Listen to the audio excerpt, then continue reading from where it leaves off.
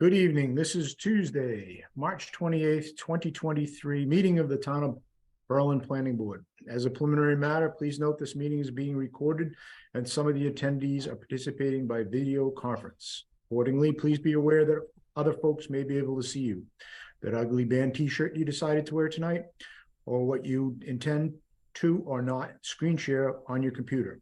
Everything that you broadcast will be captured and recorded forever and ever and will wind up as a YouTube, not TikTok, because that's going to be banned, video, and will be shared amongst your friends and neighbors.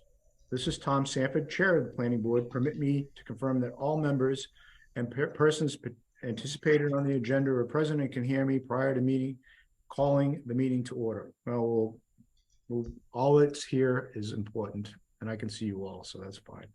Planning Board members, when I call your name, please respond in the affirmative. Jay Teach. Here. Timothy Wheeler. Here. Carolyn McDonald. Here. Thomas Andrew. Here. With a quorum of the board present, I call this meeting to order at 7:34 p.m. Tuesday, March 28th, 2023.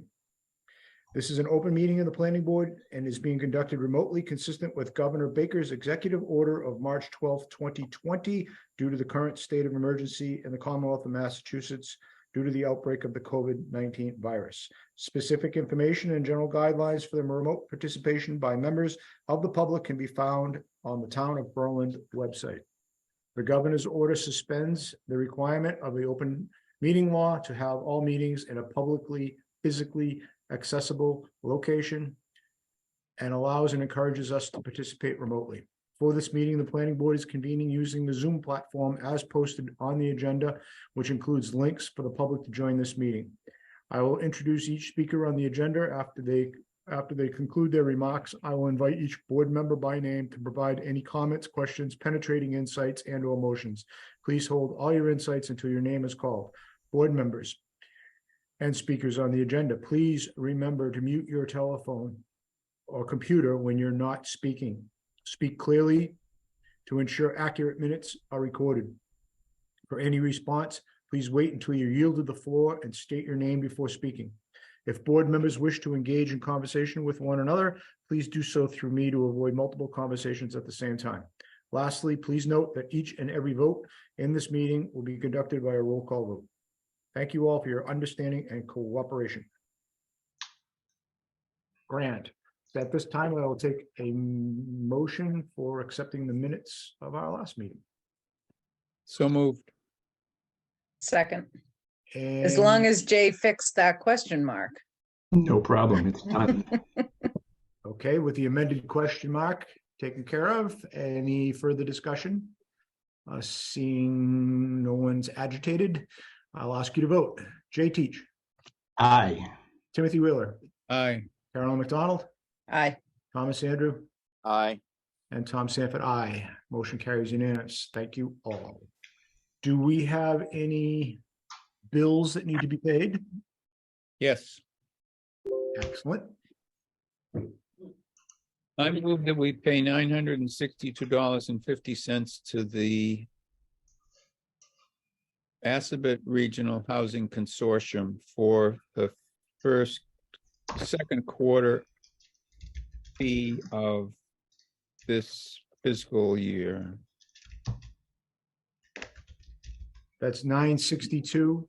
To be taken, 962.50 to be pulled from the housing partnerships funds.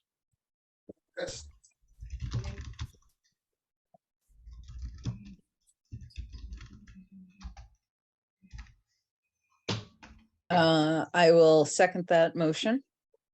Okay, we have a motion and a second. Any further discussion? Do you have a warrant to be able to fill out? I do. I have the bill and the warrant, and Carolyn has signed it, and I have signed it, and I need one more signature. And I'm happy to travel or to be visited. Okay. So it's between Jay, Thomas, and myself. Well, if you would like to visit, Joni just had knee surgery a couple of weeks you ago. go. And you could come by and say hello. Yeah, I'll do that. All right. Tomorrow, Okay, what time's good? Yeah. Let me email you. Okay, great. All right. all That'd righty. be fun. Yeah, that'd be good. Did we vote? We haven't yet. Okay, Are you ready to vote? I am. Jay Teach, Aye. Timothy Wheeler, I, Carolyn McDonald, Aye. Thomas Andrew, Aye. and Tom Sanford, aye. Motion carries unanimous to pay the Assabet Regional second quarter fee. I move that we pay First quarter, wasn't it? $9.50 second to quarter. the Second quarter. Okay, got it. Column Software PBC for an ad in the Clinton item regarding our hearing for April 11th. And that covers both dates of publication, the 24th and the 31st. How much was that for? $179.52. And who is it? What's the name of the payee again? Column Software PBC. Oh, that's in the country? Or the- Dallas, Texas, yeah.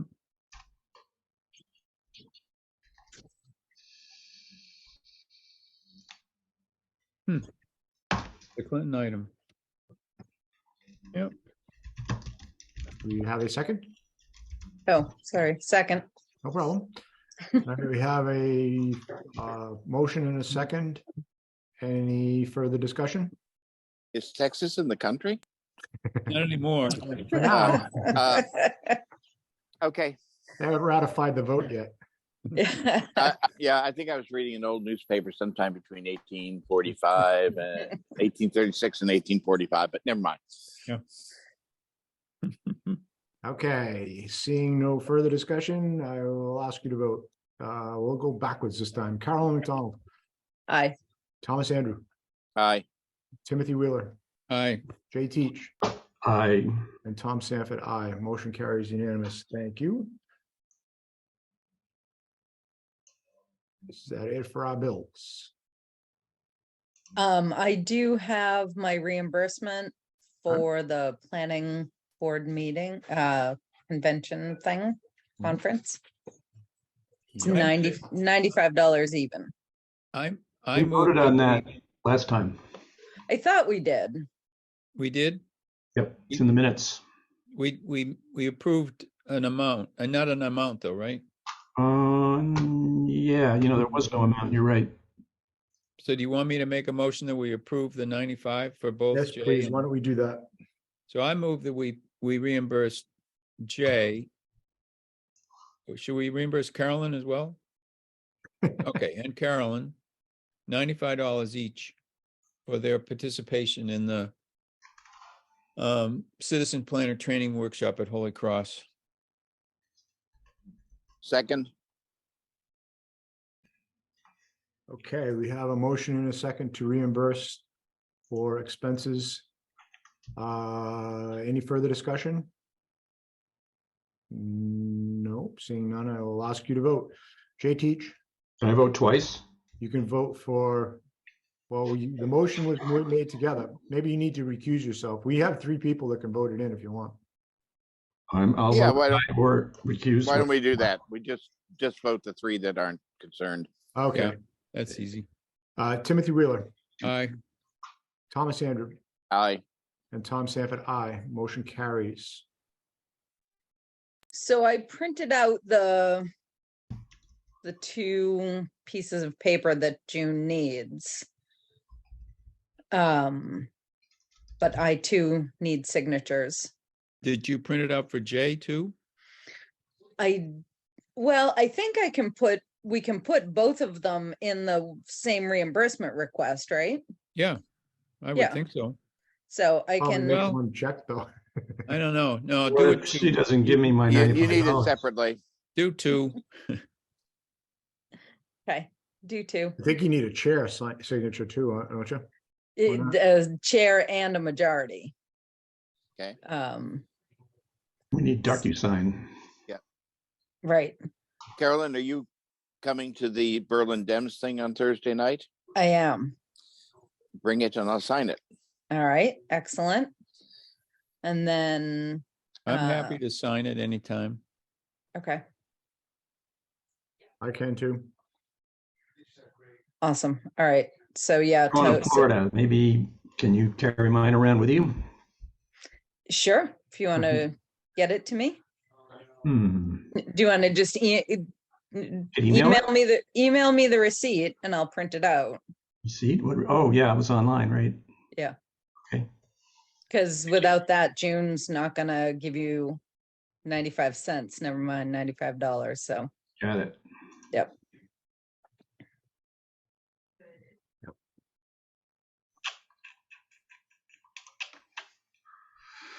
Okay. We just need to get my signature. I'm going to the Cape for the weekend, so just need to have that before, All right. unless What? you wanna wait until afterwards. Yeah. When do you leave and when are you going to be around? I leave Friday night, probably after dinner. Try and squeeze in maybe Yeah, before you leave. We'll be, let me see, if we played paddle tennis on Thursday, is the only other thing I have done Thursday. I'm going Okay. to Florida. You're going to Florida, so I'm around Thursday. Yeah, actually, on my way out Thursday night, maybe I'll swing by. Okay. Awesome. I'll text you before I come over. That's So fine. you need Great. Tom, Jay, and myself. No, Tom, and you. Tom, Yeah. yeah, Tom and me, yeah. Yep. Yep. Excellent. So that segues into the next part of our agenda, which is an update on the citizen planner workshop.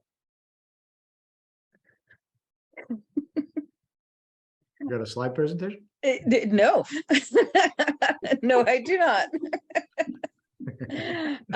So Jay and I, so there were 3 sessions offered, 2 in the morning and then 1 after lunch. We actually ran into Lynn Ryan and Sue Roberts, who had already signed up for the same afternoon session that Jay and I had signed up. So Jay bailed on the ladies and did something else and took a different they're not really classes, but Workshop. workshop. There you go. In the afternoon. In the morning, the first one we did was titled All Affordable Small Scale Housing Development, I believe, which sounded promising. Mhm. Unfortunately, it was geared towards there were 3 men there who were talking about projects they're working on, and they were all in the city. 2 of them like a block and a half from each other on Mass Ave in Cambridge. Small and- scales, like 12 stories. Yeah, well, they were 6. They were actually, Jay and I were both, when they started showing the pictures, there was, this old historic building on the street that they showed pictures of, and they're going to renovate and this and that. And then they showed a rendering from the front with this giant cube behind it.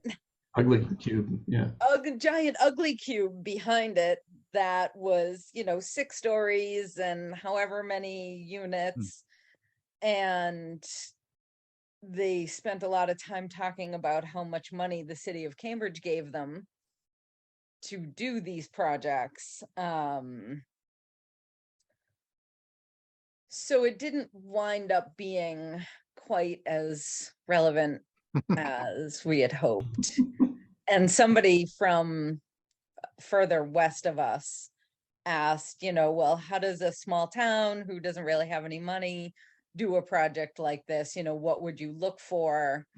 And they kind of all looked at each other and they were like, well, we would look for money, like without big buy-in from the community, cash buy-in. What a great idea. Yeah, exactly. So, while it was interesting from planning perspective, it wasn't super relevant. And then the second one we took, though, actually is something that we should talk about as a body, was short-term rentals, AKA Airbnb, Vrbo kind of things. And the main presenter from that, there was a guy who works on these things nationally who was there, and a woman who is, I think she was the town planner for Lenox. Right. And how fundamentally something like Airbnb has changed the community of Lenox because of Tanglewood and everything. So we certainly don't have that kind of pressure, but it's still, Jay was saying, well, we don't really have any attractions in Berlin. If we had But- Spooky World, we'd have this problem. But I've definitely stayed at Airbnbs that weren't in the same town as, it was in the area. Right. But I think one of the interesting things there was a whole infrastructure of giant resorts all the way down to people renting out a room in their house to a musician at Tanglewood over the summer, and everything in between. And it was all fairly stable. And then when Airbnb arrived, you had a lot more rental going on in residential units, and you had people who, particularly young families who bought a summer home, planning to rent it out for all except a week or two, which I've done, done in my house before. And there was a lot of fear of this taking business away from the inns and the resorts and people having weddings and outdoor parties in the residential neighborhood and all sorts of other things. And it was interesting seeing how there was very strong opinions divided almost equally in the town. The planning board actually had to do a lot of work to try to communicate. They put a proposal together and it was squashed, and then they really worked on communication with the people, the residents of the town, and they eventually got it through. But the other thing I thought was interesting is it appeared that in the end, instead of being destructive, it's actually increased the number of visitors to the town, and the town relies on tourism, because there's now more and more variety of housing available. Mm-hmm. And I think if you can figure out how to manage it so that it's kind of tolerable, you get a benefit from it. But my overall conclusion is what Carolyn said is it just doesn't seem like it's going to be a problem here. Not that it'd be great to think about it, but putting a lot of work into a bylaw for it, I'm not sure that it's going to be worthwhile unless we bring Spooky World back. Right. And you don't think the hockey rink over there will be an attraction, New England sports? Oh, I hadn't thought about that. Yeah. Right. The other issue that it created for Lenox was it took year-round rentals off the books. You can make in the summer twice as, renting Right. for a week what you could charge a month. Right. So, even if we don't actively do anything about it, we should kind of think about what we might want to do should it become an issue. So we signed on with the commission as one of 5 or 6 towns to use DLTA money, District Local Technical Assistance Funds, to be part of a study to review impact of short-term rentals on both sides of this equation. I think one in its impact on the rental units that are available on a sustained basis, but then what are the implications of short-term rental and how do you want to handle that side? So the commission's Emily's going to talk about that the next time she meets with us on the 11th. She wants to update us on the two things. The one DLTA project is short-term rental. The other is is workforce housing. So we've signed up to participate with 5 or 6 other towns on both those projects. Well, I think it will be interesting because it is clearly one of the housing issues of our age. It's, I mean, we saw in a previous generation how capital was very mobile and labor had to stay in place and labor got left behind. And now I think we're seeing that in the housing market. And, you know, there certainly are advantages to having tourism and visitors, but, you know, being a longtime resident of the Vineyard, I also see the ramifications of, you know, economic developments that basically contribute in a sort of quantum sense to the unavailability of affordable housing. So I think it'll be really interesting to, I think it's worth participating in it just to like look at that stuff and be able to think and talk about it. Right. Another factor that, you know, when we did the housing survey, one of the top things that people said that they would like more access to is accessory dwelling units. And those would certainly, you know, then be subject to short-term rentals. So,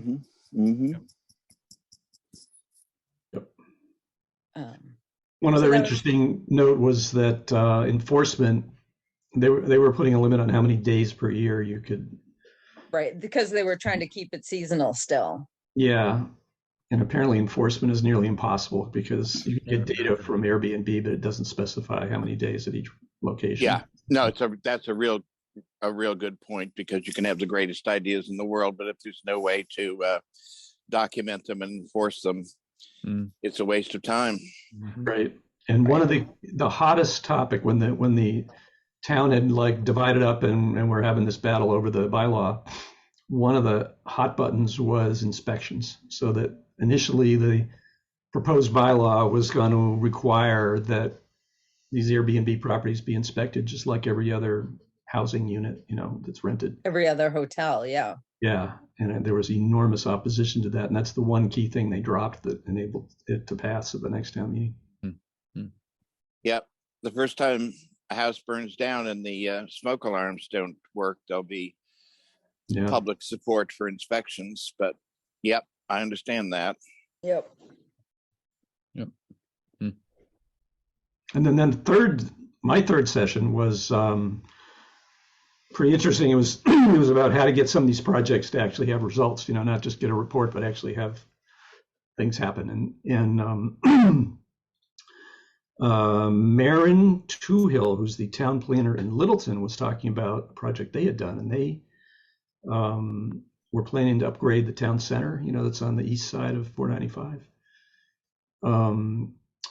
And then while they're working on it, put this whole plan together, IBM, who's in that huge building, office park between 495 and whatever the road is, it goes north 110 or something, they moved out, leaving this, I don't know, 100 or 200,000 square feet of space pretty much unrentable. And the owners just bailed. So it was huge tax revenue they lost and a giant open property.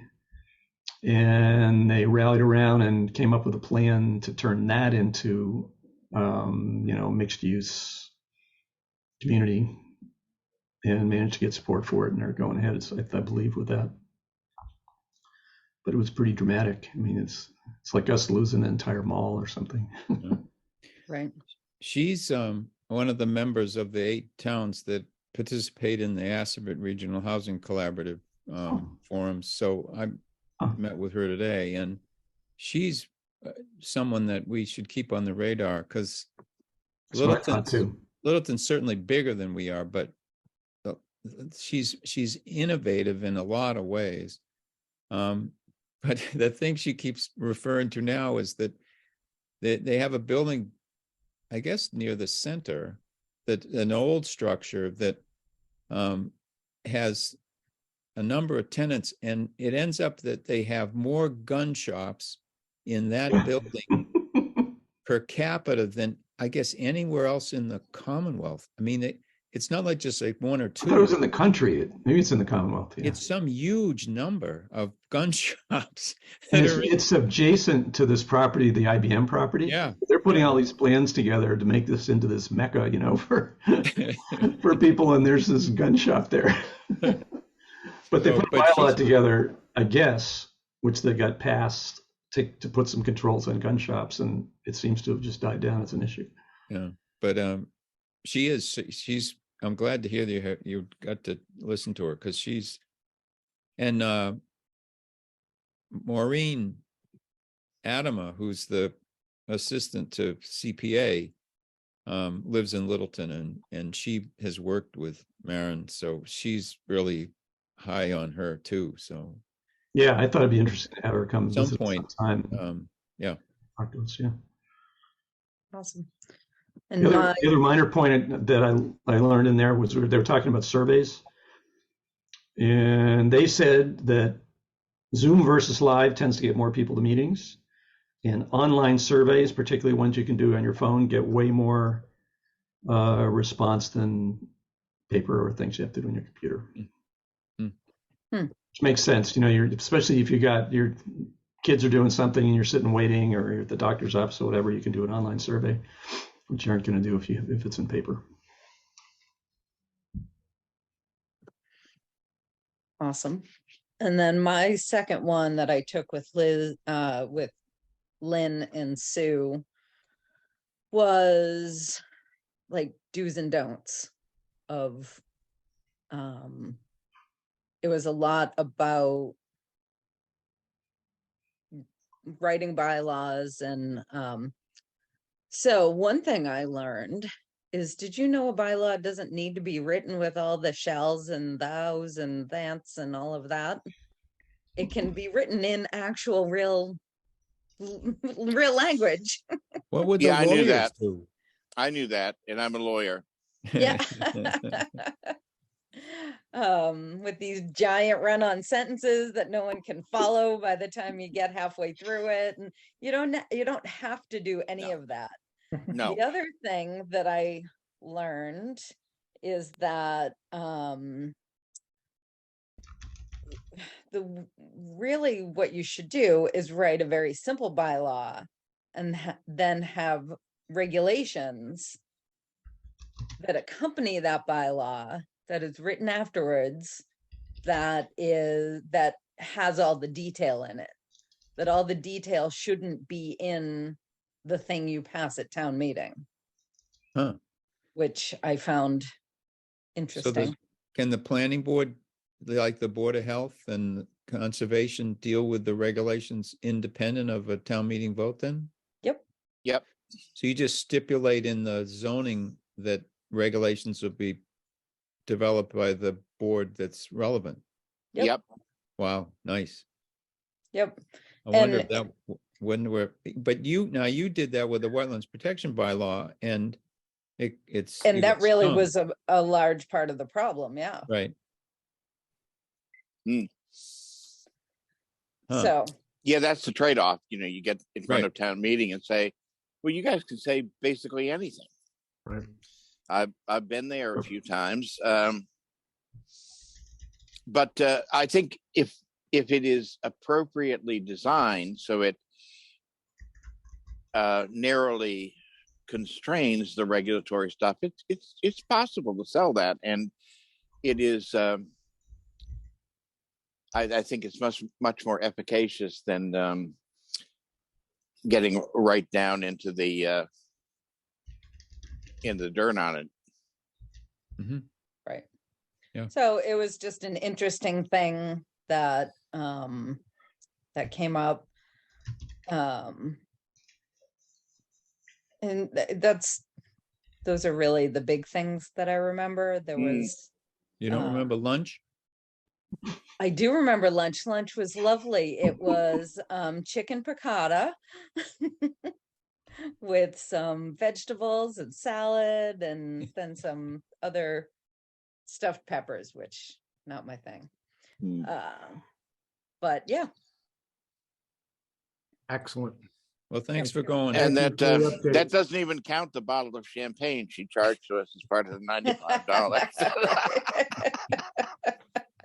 It doesn't All count right. it doesn't count the big plate of desserts that Lynn brought back to the table. No, okay. Yeah. All right. All right. All righty, so we have a really packed agenda tonight, so I got to keep everybody moving.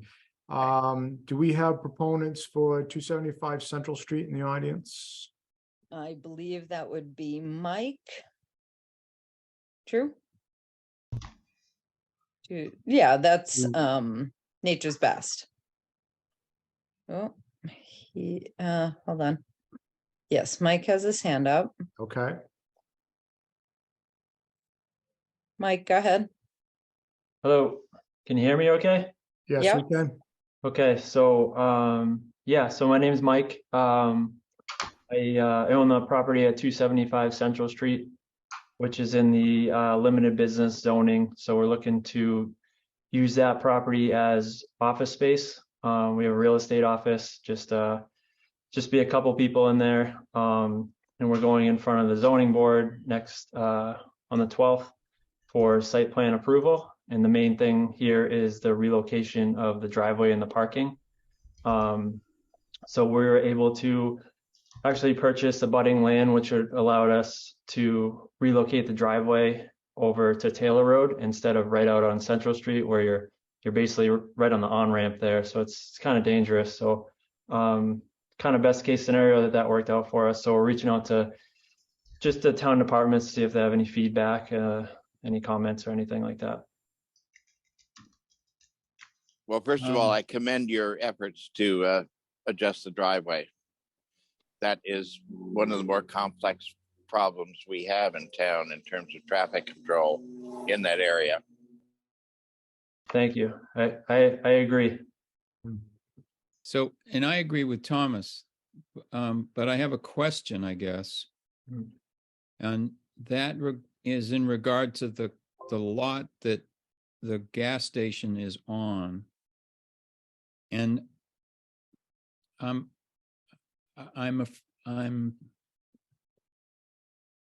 the green area that encompasses the parcel that you bought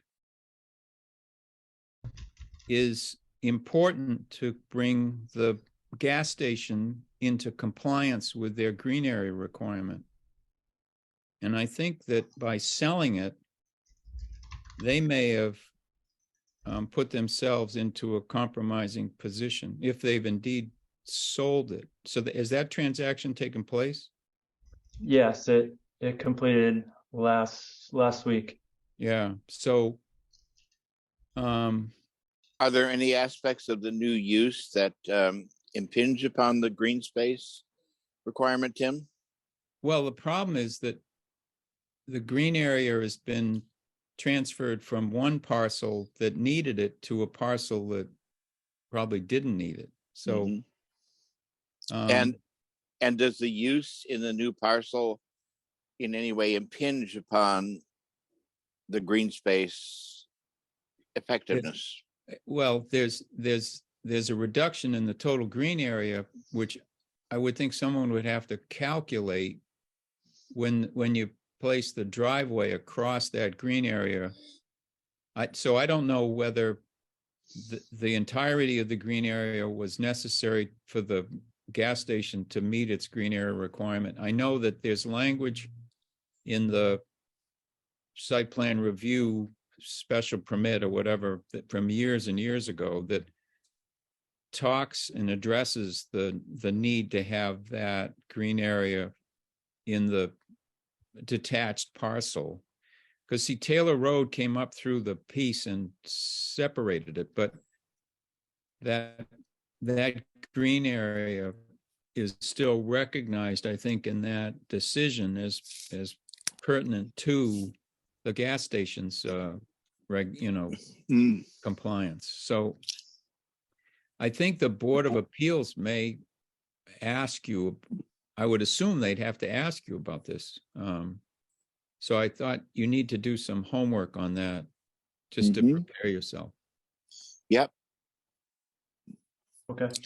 And may I offer that if you could protect the green area by easement, Right. except for what is on your plan, if you get into difficulties with the ZBA, you may want to think about that. In other words, you bought it, but you're willing to put an easement on it to say we're not going to affect this other than the driveway. Okay. Yeah, I agree with Thomas. I think you need to come up with some imaginative way and creative way to address the dependence of the gas station on that green area. And if you can give some assurance that it's going to continue to be protected to the degree it needs to, and it suffices in area to comply with what their requirement is, the ZBA may say, okay. I mean, we can't speak for them, obviously, but there may be a avenue here for you. Okay. Well, it's incumbent on the gas station, isn't it? I mean, he's recipient of that land, and now it's his in clear title. The gas station's lost it, and they should have been paying attention, but they haven't paid attention historically. Correct? I And agree with you there. And the other thing about the gas station is that where it was zoned commercial in 96, when we rezoned, as we were doing the new zoning, the folks in East Berlin subtracted that parcel and placed it into the residential agricultural zone. So its green area requirement, when the lot was there before, it was grandfathered, I would assume, as a green area for a commercial parcel. But now that they've changed the lot, Yep, they become a residential parcel that has to comply, I would think, with the green area requirement, which is substantially greater. So agreed. where they were in compliance with the additional acreage that just got sold, they may be way out of line now, given the fact that they've changed the lot. So, But let me say that I think trying to approach the gas station and seeking remedies because they have sold this land is going to require a whole lot of effort and time on our part, and with really minimal results and impact. So I think, I really think that we should encourage the proponent that if this is raised at the ZBA, if this is raised, I mean, we're giving him input here, right. And not saying it should be raised, that come back to us, because an easement, a non-development easement and so on that land would be a very simple way of preserving the original intent of the green space, and it would exclude any uses for the driveway. So, I mean, I think it's one of these things where you can get noodling down on the regulations, but it's not worth the proponent's time and our time, except to try to expeditiously resolve this. And ultimately, our major objective was to get access off of 62 onto Taylor Road, which is and I think that's, as I said, we need to I commend that. And so I think I'm getting the sense that if it is raised at ZBA, there are things that this board might suggest in that situation that would help with that. But I'd ask other people to say whether that is their sense. Yeah, I mean, definitely. And I think, having some sort of assurance that the rest of that property, that piece of land, stays green will go a long way towards everybody's comfort level about it. Mm-hmm. Other than the space needed for the driveway. Mm-hmm. Which is something we're actually asking them to do. So I think it's, it's perfectly appropriate. Yep. Yeah, I think that makes sense. The turkeys need a way to get off Central Street and into the reservoir, There you Exactly. go. not burning their feet.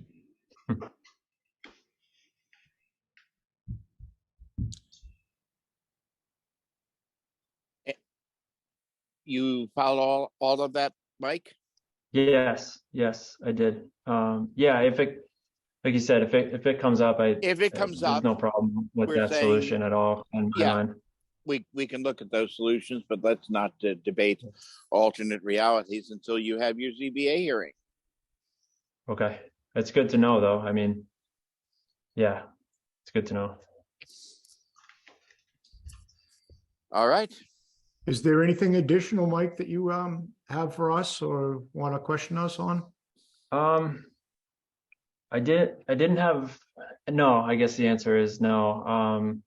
I'm fairly new at this, so there are probably questions I should be asking you, and I don't know that. But like I said, any suggestions for me? We're not looking to do too much over there. We're looking to be kind of quiet and laid back, and not looking to put in a Taco Bell or anything like that. It's just us in the office, and probably hardly be there, to be honest with you.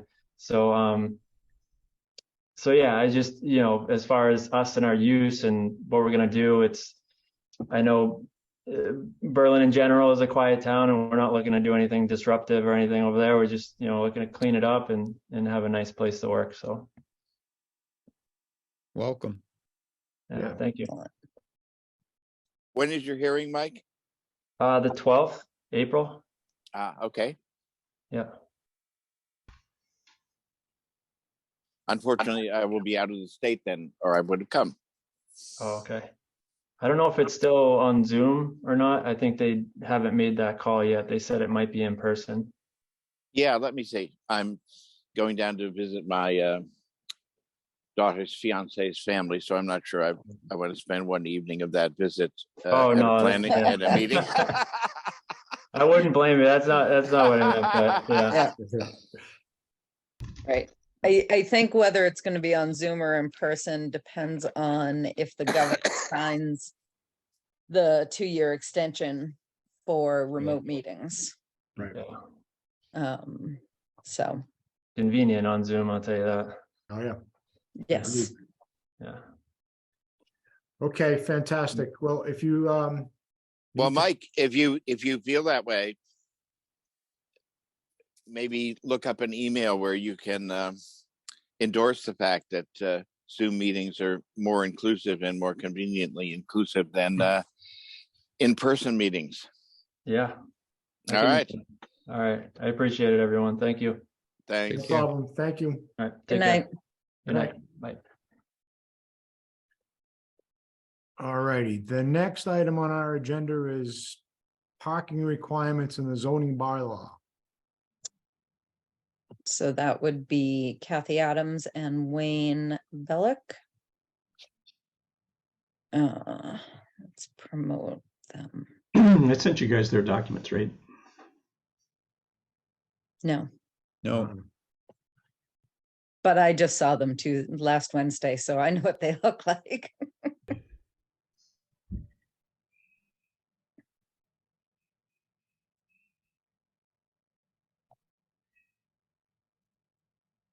I just got them in the mailbox yesterday. I thought I got them electronically and sent them to you guys, but I guess I didn't.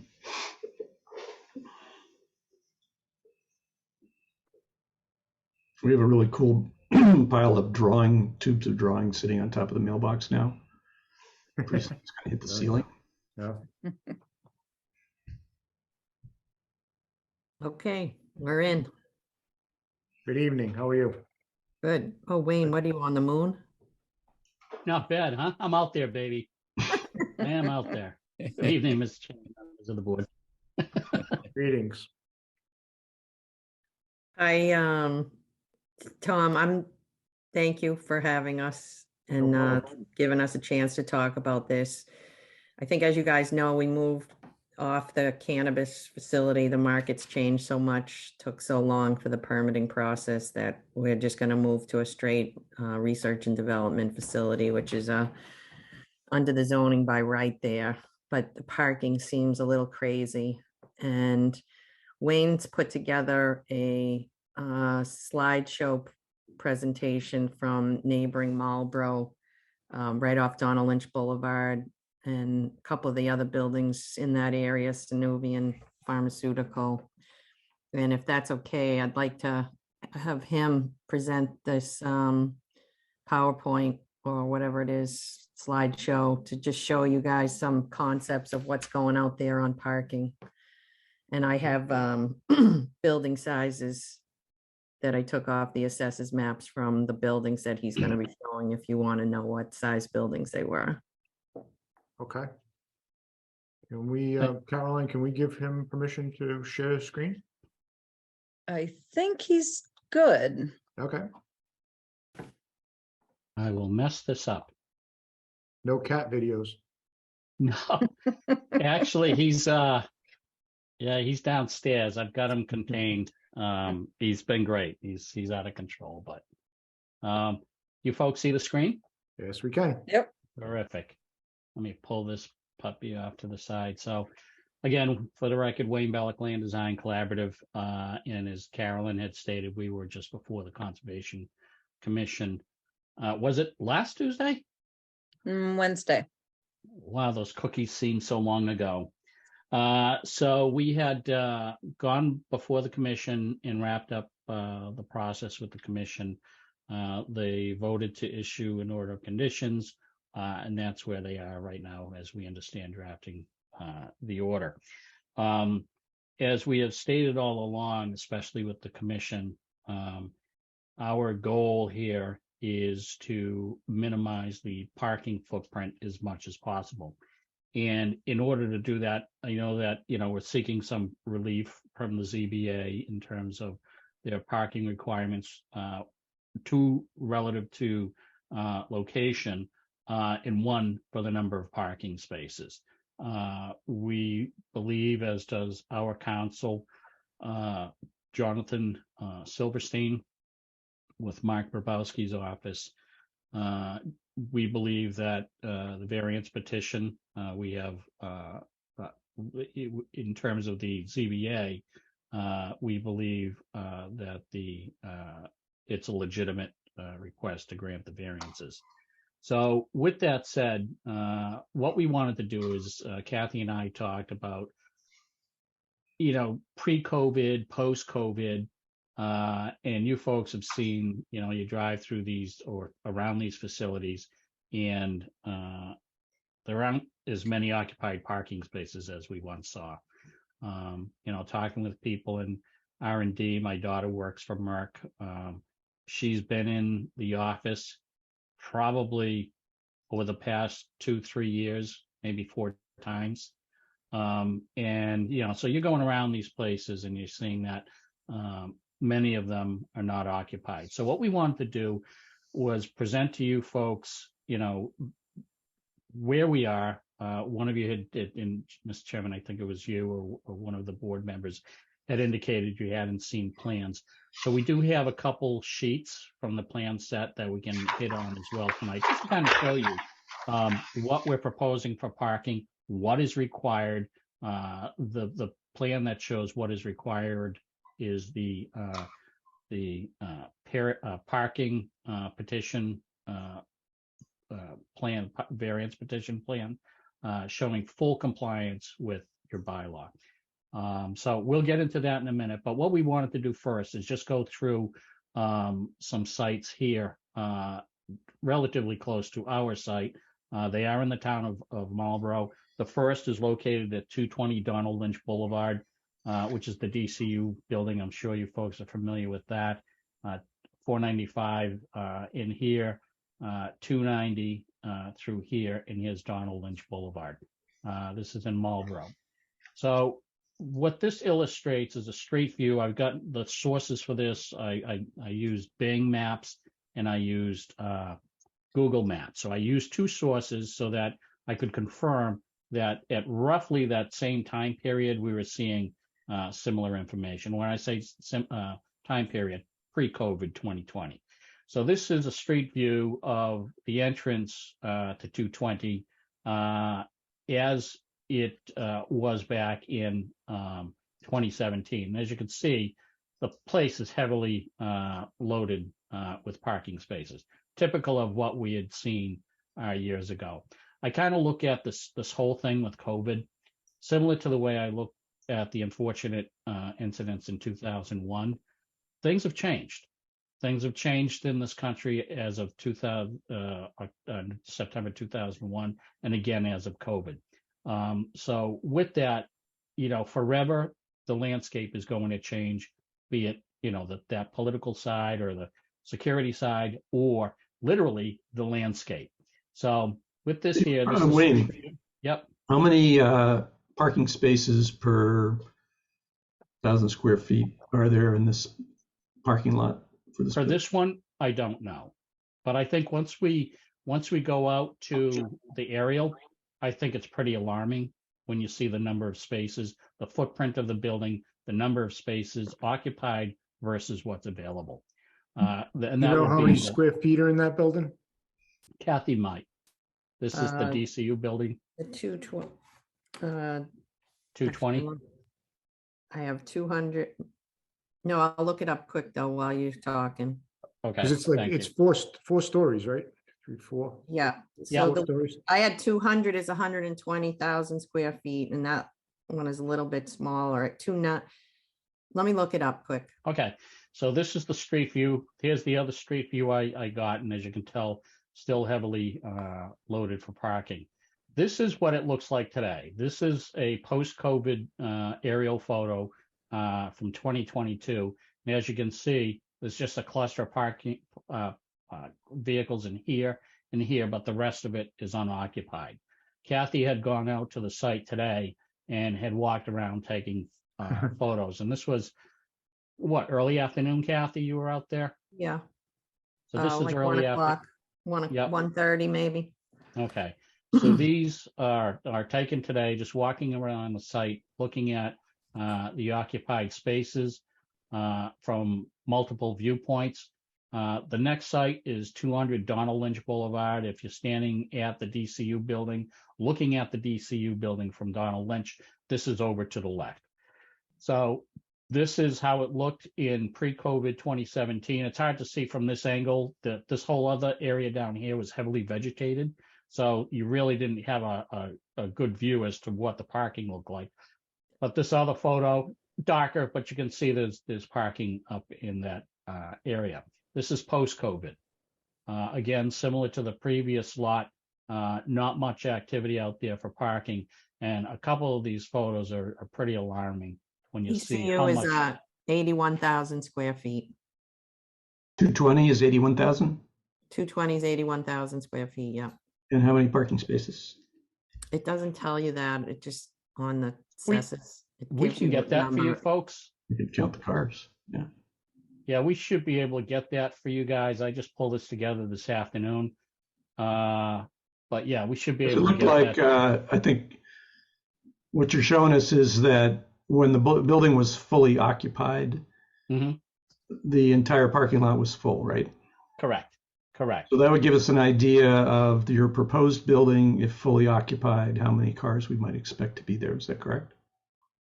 Well, It this is an could. office building. We're Yeah, so that- proposing R&D, so that's a little different. Yeah. And so the R&D uses don't require as much, as many parking spaces per square foot. So in this particular case, we are, again, over to 200. And as you can see, that was pretty alarming. This is an aerial of the whole area. This is 200. This is DCU. And this is looking at all the vacant properties through here.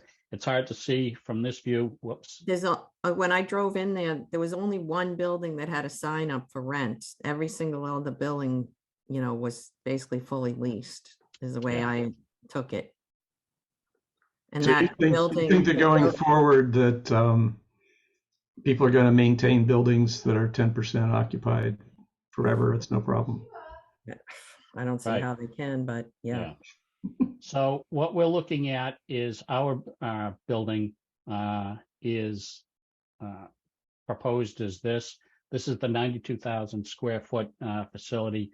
with the parking around the south, up to the east, and a little bit in the back.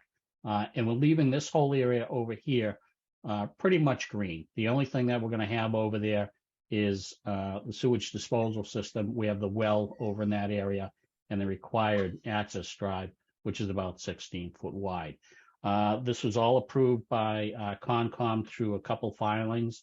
The first one was for the crossing itself. The second one was for this activity here. The next slide shows us the topography on the site. And topography is one of our strongest arguments for the granting of the variance for the site. As you can see, it's very steep up through the back here. Steep, relatively steep in this area, but certainly steep out through the back. Our thought was to preserve this whole area, as we've discussed with you folks before, keep it as green as possible and concentrate the development to the east side of the wetland system. So going for the variance, we said, okay, so we're going to come up with a variance petition plan to show what it would look like should we construct the entire site with parking. And so basically what you're looking at is this here. We come in through the site. This is Entwistle here. This is 495 up through here. This is the access drive into the site. This is what was recently, this footprint roughly is what was recently permitted by Concom.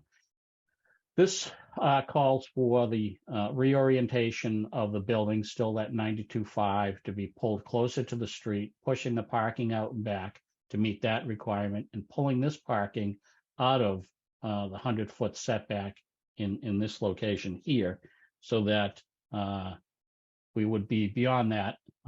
And because of that, we're losing some parking spaces, which forced us to increase the number of parking spaces or reallocate parking spaces to this side and this side.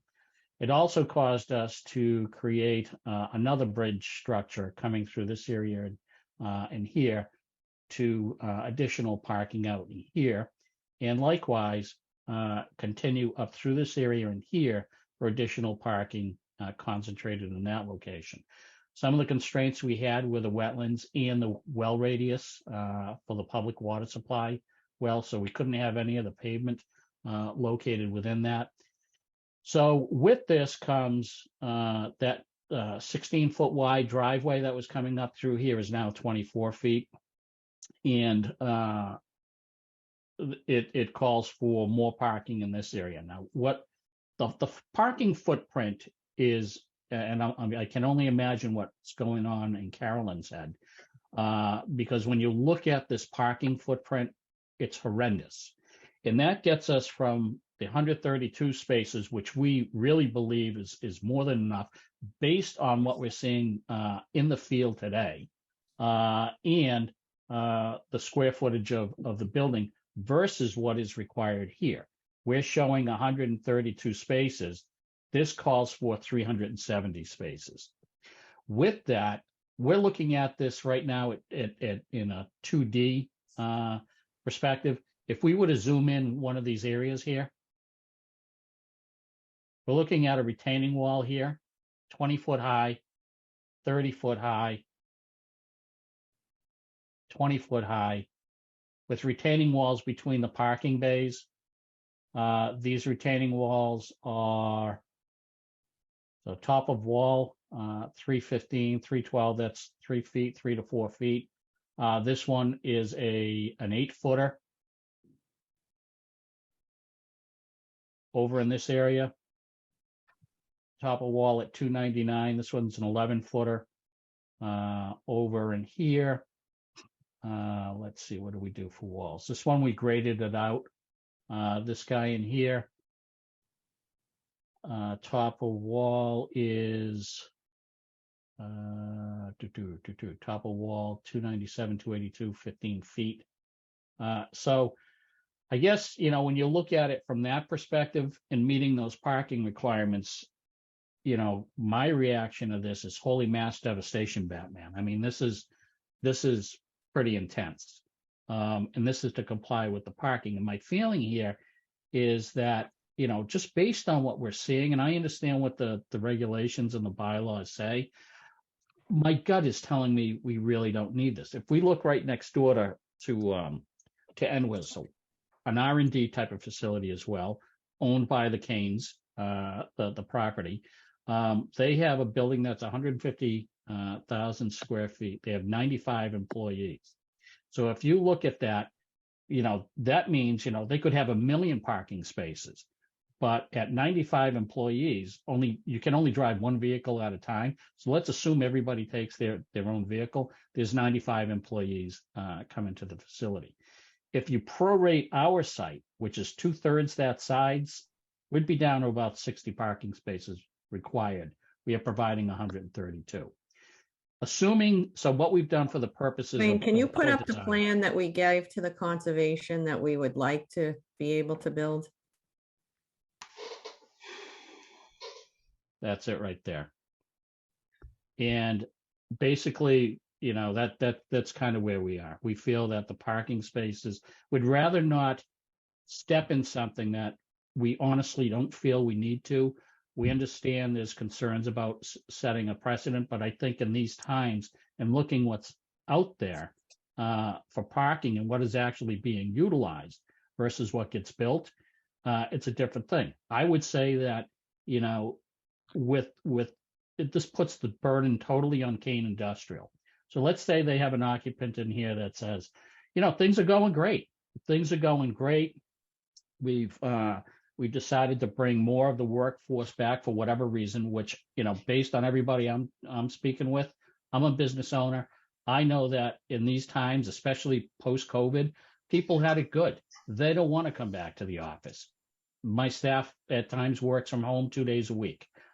So and looking at this, and we're a small company, looking at this here, it's a situation where if they wanted to increase their parking, that's on the Canes. That's on the Canes to come back and increase the parking. Hopefully it never comes to that, but they would have to come back before the boards and commissions for new permits. So at this point in time, our thought is rather than go out there and create what we're seeing on Donald Lynch Boulevard today, why make that mistake? Why not start small? And if we had to, they'd have to come back. I think, I'm not saying it's going to happen, but my gut tells me that things are going to, the landscape of Donald Lynch Boulevard and other areas like that is going to change. I think it's a different world today. And with that, that's why we feel as we do with the smaller parking plan. And again, looking at this, I think this is an ideal opportunity to do this, given the conservation land we have out back, the lands on the property that in our hearts and minds, we feel don't need to be altered. And like I said, there's a lot of contiguous open space out there, wildlife area that we feel that if we left this relatively undisturbed on this west side of this resource area, that it would be a benefit to everybody.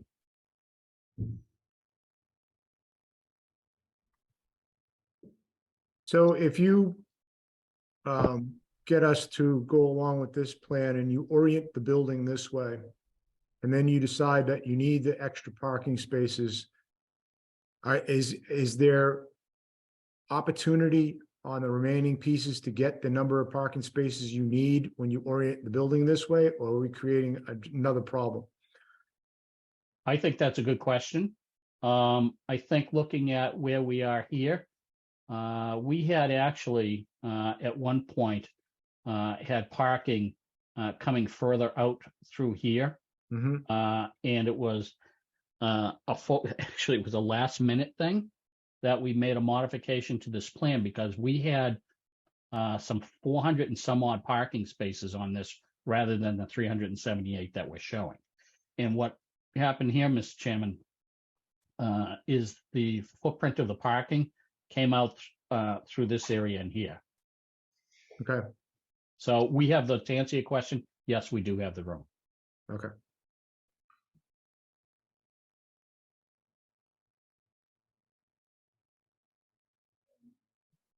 Well, I think speaking for myself, the less land that we have to disturb, the better. And you're preaching to the choir, I think, in terms of that. I'm thinking that perhaps a request for the variance together with an alternate plan that you would commit to, if in fact we've got cars lined up and parked at Route 62 to get to this, would be very helpful. I personally don't think you would ever have to activate a secondary parking, but I'm thinking about precedents like reserve areas for septic systems. If you did a plan that had a reserve area that you would be willing to commit to,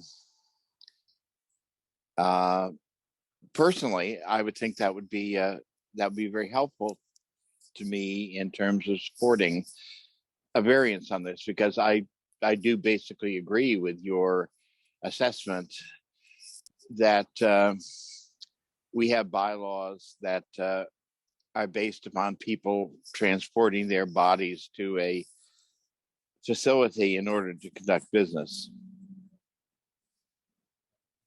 Thank you.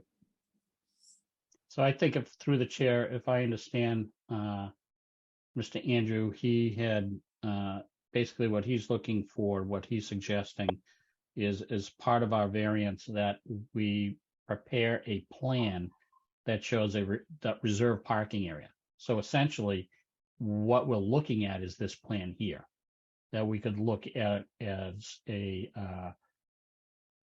this plan with a variation.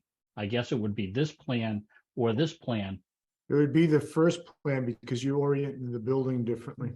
That's correct. So it would be this plan. Correct.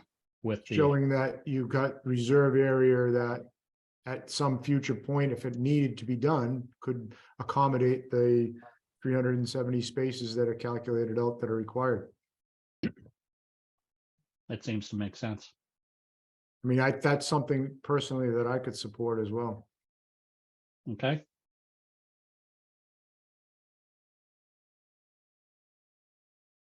I think it's a good approach, Mr. Chairman, and I do appreciate the reaction we're getting from the board. Again, rather than make a mistake, we've seen so many. And I think,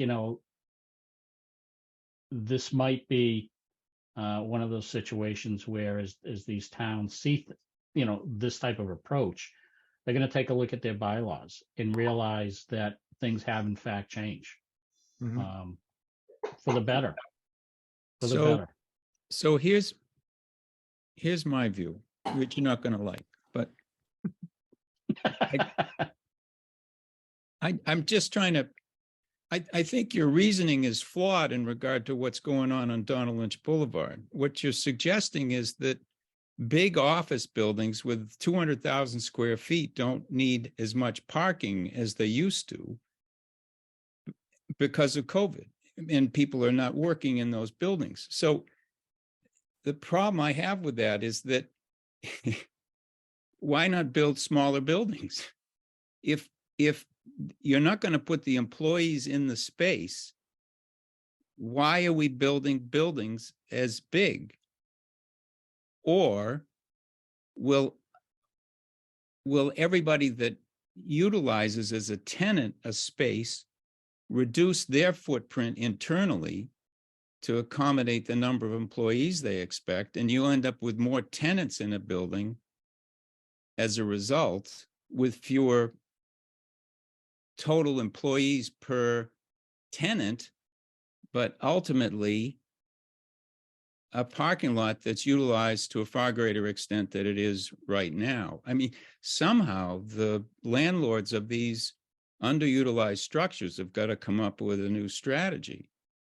It doesn't seem to me as though you're going to end up with 200,000 square feet in a structure on Donald Lynch Boulevard that only has 100 people parking in the parking lot on a daily basis. That doesn't equate, doesn't make any sense.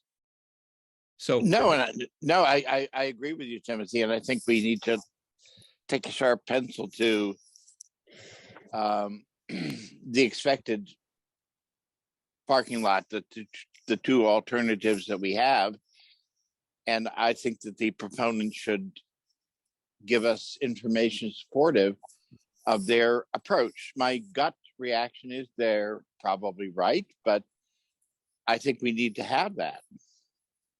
I would certainly agree that the requirement that our zoning puts on them for this square footage is flawed, because they have to default back to a unit, a per unit, per parking space based on square footage that isn't related to R&D at all.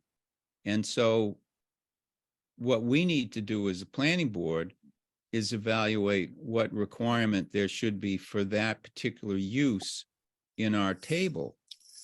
And that would reduce the number, but I don't believe it still has to assume that the building is going to be fully utilized and that X number of employees. I mean, why do you need space if people aren't there? Yeah, that's my question. no, that's a good question. So why in this case, you're saying to us, we want to build a 92,000 square foot building. And I guess I'd say to you, the parcel may not accommodate that size building. So reduce the size of the building. That reduces to some degree the amount of parking that you have, but also ask us to realize that R&D, which is what you're proposing for this space, is going to demand less than typical office, fully utilized. Yep. And I think that's a fair question, but the problem there is that R&D needs to have some fuller definition. You may have an R&D tenant that ends up with X number of employees per square foot, and another R&D use may very well have double the number of employees, and you can't predict for us who your tenant is going to be, and so you can't predict what the usage is going to be, and as a result, you can't tell us how many employees might be there. Is there even a requirement that this building only be used for R&D, or can it end up being a multi-tenant office building, which seems more likely? So we've looked at, by zoning, it can be an office building, it can be R&D. The office building, the square footage requirements for parking are greater. To the point where, looking at an R&D and not knowing how many employees a certain R&D type of facility would have versus another, I think is a good point. And I think that goes back to the reserve parking plan, that should they find themselves in a situation that this new tenant requires additional spaces, well, then it's on the Canes to make those provisions. When I look at these facilities, I'm looking at a site right now. It's a mall in one of the towns in Middlesex County, in the northern part of the county, that has a number of retail spaces, a couple hair salons, a supermarket, a small restaurant. And interestingly, this particular site has a number of different septic systems. And so when I looked at the site, I look at these sites, if I were to design a site with, let's say, a wastewater treatment facility, I would look at the individual uses. I'd say, okay, we have 10,000 square feet, which is restaurant. So that's based on a per seat basis. We have retail, which is based on the number of square feet in the facility. And then we have the salon, which is based on the number of seats with sinks or whatever the criteria. And a health club or a small type of workout facility that's based on the number of lockers. when I look at these facilities, I kind of think that way. So I look at an R&D facility and I say, okay, so is it office? So we've designed it based on office, which is a pretty restrictive area. This was at the direction of the building inspector. We had based it on office, but the reality is within one of these facilities, you could have, let's say a 90,000 square foot facility, 15,000 square feet of office. You could have another 30,000 square feet of R&D. You could have another, 40 or 50,000 square feet of storage. We know we're going to have shipping and receiving, so obviously there's going to be some storage. So when I look at an R&D facility as being, one space per 300-400 square feet, I don't really see it that way. You could look at it that way. You could even break it down into, various uses within the building to see how that weighs to just across the board. It's almost like looking at stormwater and how you look at the various cover types. So I hear what you're saying. I think that, I think it ultimately comes down to that parking plan that if another tenant does come in, then the Canes have to basically pony up and make the accommodations. But our approach would be, again, just to try to keep it as green as we can for now until the hand is forced. The problem with that theory is that what we do is we back into the requirement that you're going to have to add parking space if you ever need it. And that means that we're handicapping the whole back parcel of this property that we all seem to agree we want to protect. So the notion that we have to build 92,000 square feet isn't necessary. That's driven by your demand, not necessarily the town's. So if you reduce it to 45,000 or 50,000, and we modify the zoning to accommodate R&D, you get closer to the being able to meet the requirement for parking. And you don't end up in a situation where if at some point you increase the number of users in the space, you've got to develop parking on the remainder of that property across the wetland. So it seems like this parcel is speaking to us and saying it ought not to be developed to this full extent. 92,000 is a significantly greater number than the site can accommodate. And as a result, it needs to be reduced. I mean, that's an option. I agree with Tim. Not that anyone's surprised by that. That I would like to see this plan be different than what it is. I think also as a way of showing goodwill, you're asking the town to change all of our requirements, but you're not giving anything. You're saying, this is what we want this building, and we want you to change these rules for us. Mm-hmm. Well, why? You're as and I think, at least from what I'm hearing tonight and what I've heard at other meetings, no one's saying absolutely not. We're trying to work with you guys. How about you work with us? Yep. Okay. As you kind of argued our point, Wayne, in saying, look at these big buildings with no one in it. Well, yeah, look at this big building you want to build that no one's going to be in. Mm-hmm.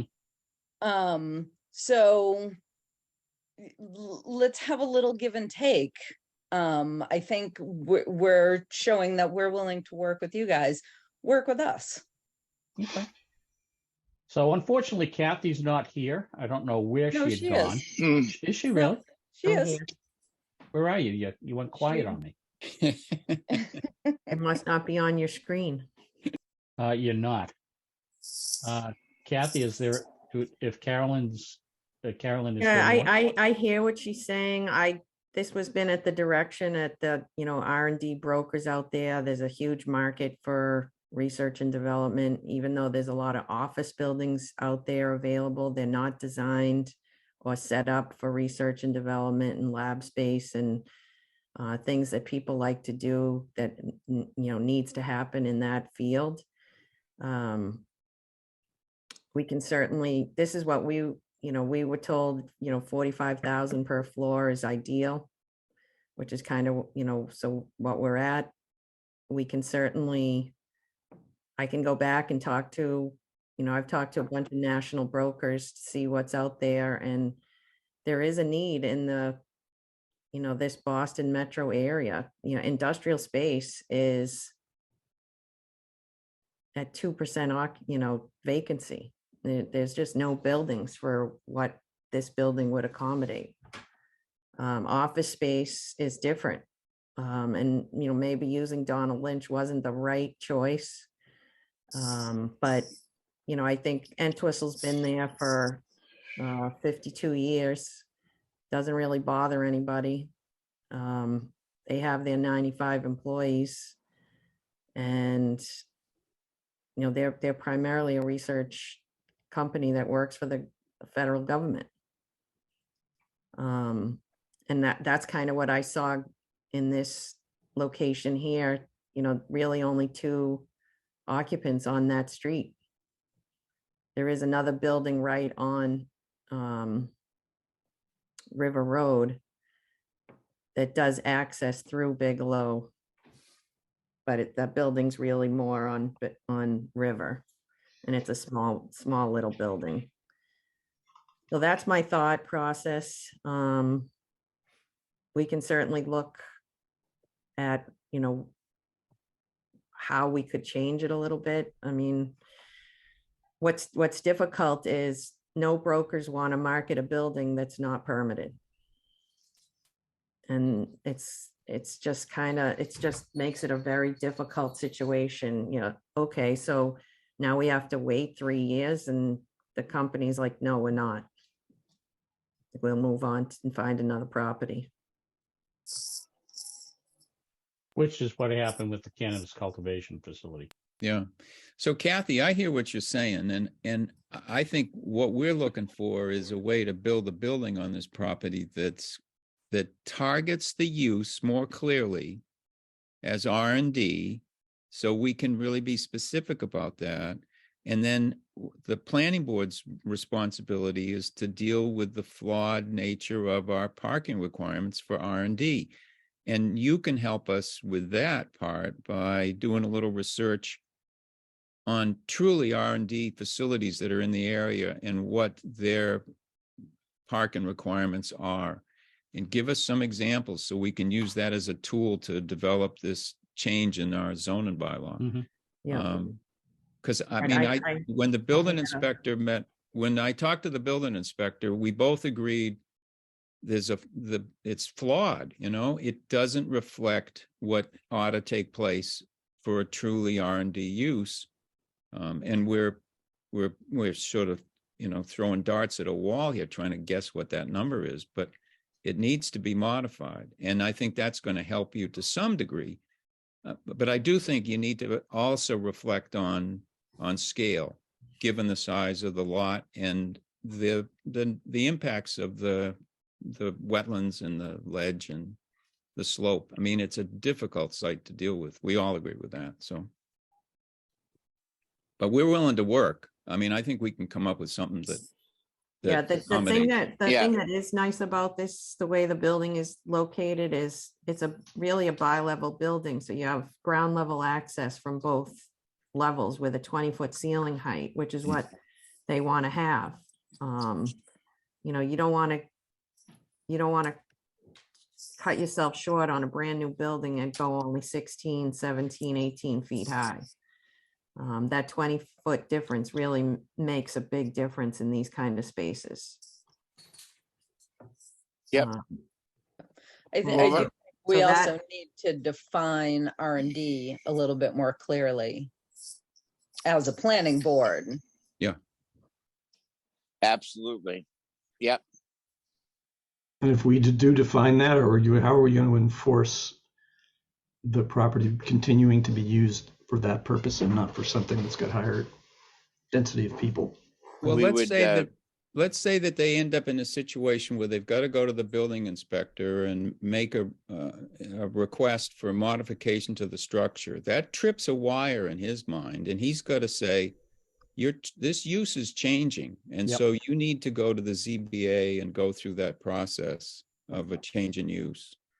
Because the use that you've met the requirements for R&D, if you're going to increase the number of inhabitants by modifying the floor space and all that, and having a building permit pulled for that, just trips that trigger. It could be kind of challenging to define. And then if if the backup plan is to build additional parking spaces, what forces the owner to do that? Right? If the Angry parking lot employee. starts to bleed into, well, I all think these other- that would be enforceable in the ZBA approval Yep. of the arrangement. But if the building, Um, if it gets built, it's got the smaller parking area and 92,000 square feet. And a few years go by and everything kind of goes back to the way it was before. And there's people parking all up and down the roads because there's not enough spaces. Okay. I mean, How the does that reality force is, the owner to fix it? the reality is a lot of the Entwistle property that's up against there is just concrete pad. There's nothing there. no, and they could certainly arrange things like that. But my point is that it is imminently doable to enforce the expansion of the parking area if certain key points are met.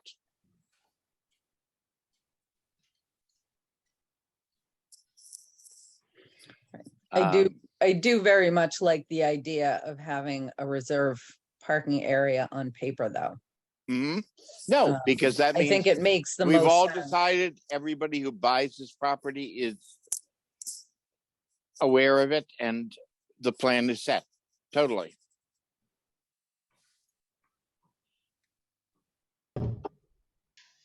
Now, our conservation condition is based on this plan, though. If you make it smaller, I guarantee you will approve it. But to the point, Kathy, where you were going with that, was that with the parking plan, the Yeah, if reserve we have parking plan? additional parking. reserve like our You'd have parking, to go- yeah. Parking. So the way I see that is when the commission, and correct me if I'm wrong, Carolyn, but they're approving the work on the permit, which is what you're looking at here. If this Right. reserve parking plan needs to get built, it's a modification, it's an amendment to the order or a new filing. Yes. Correct. And the same thing I would imagine, Yes. with the ZBA in their decision, it would be structured such that if you go before them, you'd have to seek a modification to site plan approval and to the special permit or file a new application. But Subject to, but the advantage is we would have determined the plan ahead of time, so which simplifies things Yep. considerably. Yes. let's see. When does the planning board meet again? The 11th, I think. Yeah, I think it's the 11th. April 11th, and we're before ZBA on the 12th.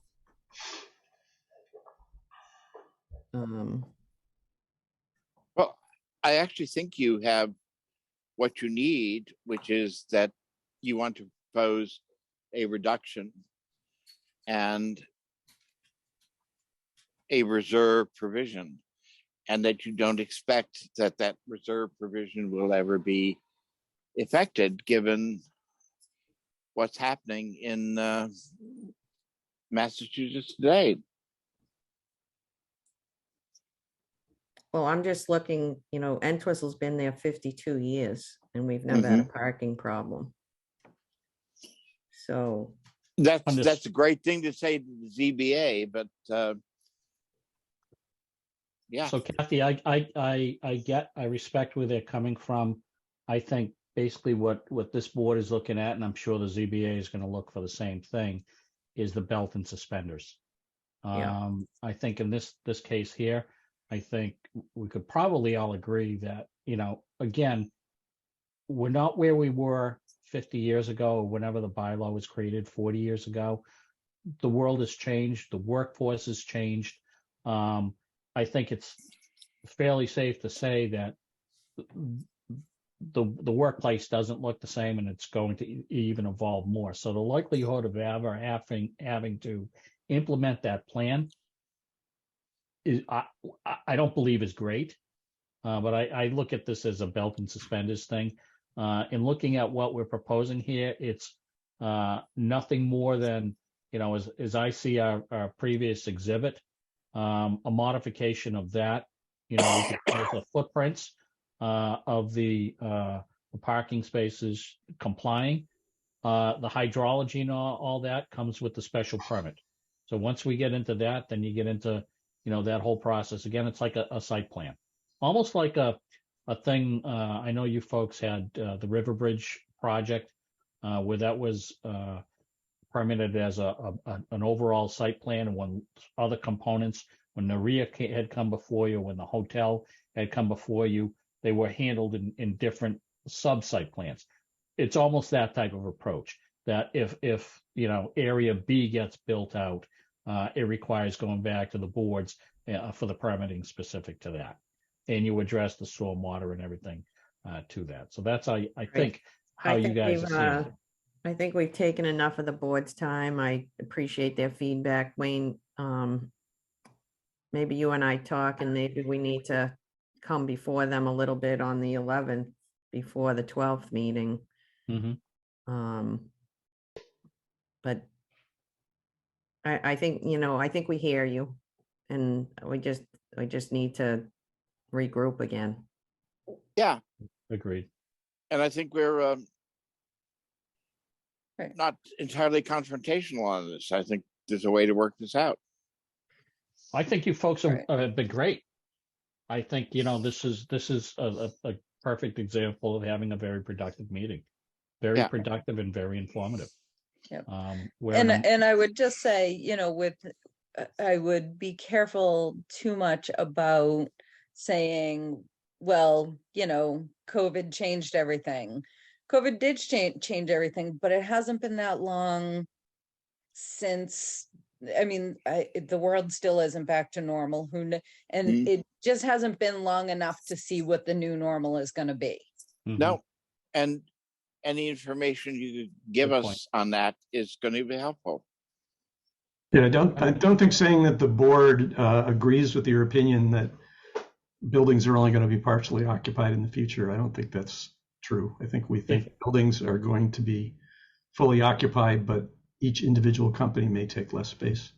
Okay, I agree with that, which is why I was suggesting we have a sort of phase 2. If the again, boring from public health statutes, if the initial field fails, then is there something that works that we could do? And I agree with you totally, Jay. That's why I suggested that. The other thing that that's a little odd on this, I believe you're going to end up with the multi-tenant situation from what you're saying. Well, ideally, we probably wouldn't want, we would want at the most probably 2 tenants, 1 per floor. Right. Not. Everybody loves that, but I'm just skeptical you're going to be able to find that. So at least that's a possibility, right? And if that's the case, a lot of times you get a number of smaller tenants in, and you hope one of them is going to grow and take over all the space, right? You've only got 2 loading docks, right? Yeah, 1 per floor. Yeah, 2 loading areas. A multi-tenant arrangement, you're going to need more loading docks because people don't like to share them. So if you're going to redesign the plan, I'd consider thinking about what happens if you get 4 companies in there. Do you have enough loading dock space for them? Because that affects parking also.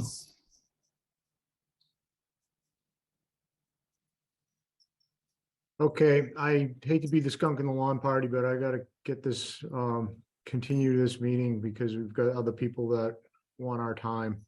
So if you want to come back, we meet in the 11th. Jay will put you on the agenda for a time. But if that's about it, we need to wrap this up.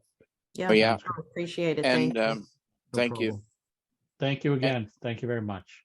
And Okay, bye-bye. apologies to my other board members. I had scheduled a call with my Tokyo office at 9 because I thought that we would be done by then. So I'm going to have to drop off. All righty. Thank Night, you, folks. Thomas. Good night, Tom. Good night. Okay, we are woefully behind. The Welcome to Berlin sign, people should be next on the agenda. So Peter Hoffman is here, Okay, and Liz Kelly also is part of this. yes, I think so. Okay, so I'm gonna promote her and promote Peter.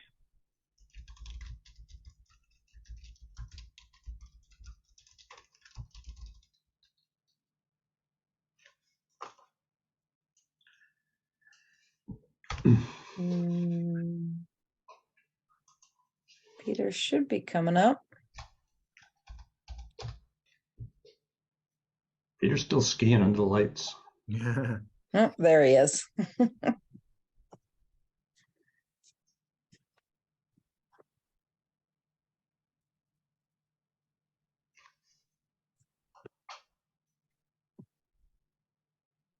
There he is.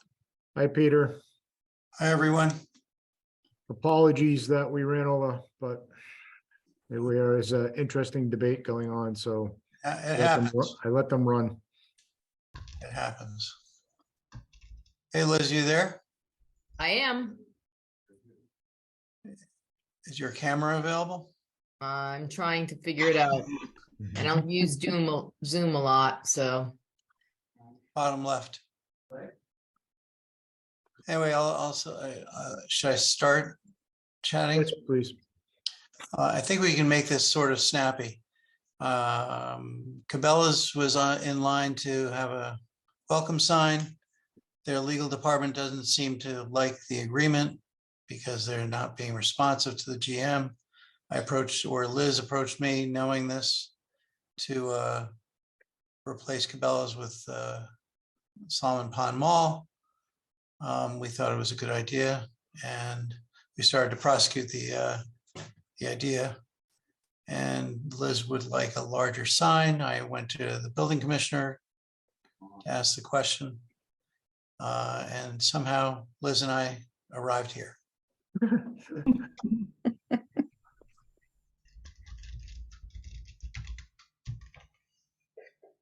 Wasn't the bank the original sponsor of the sign over on that side of town?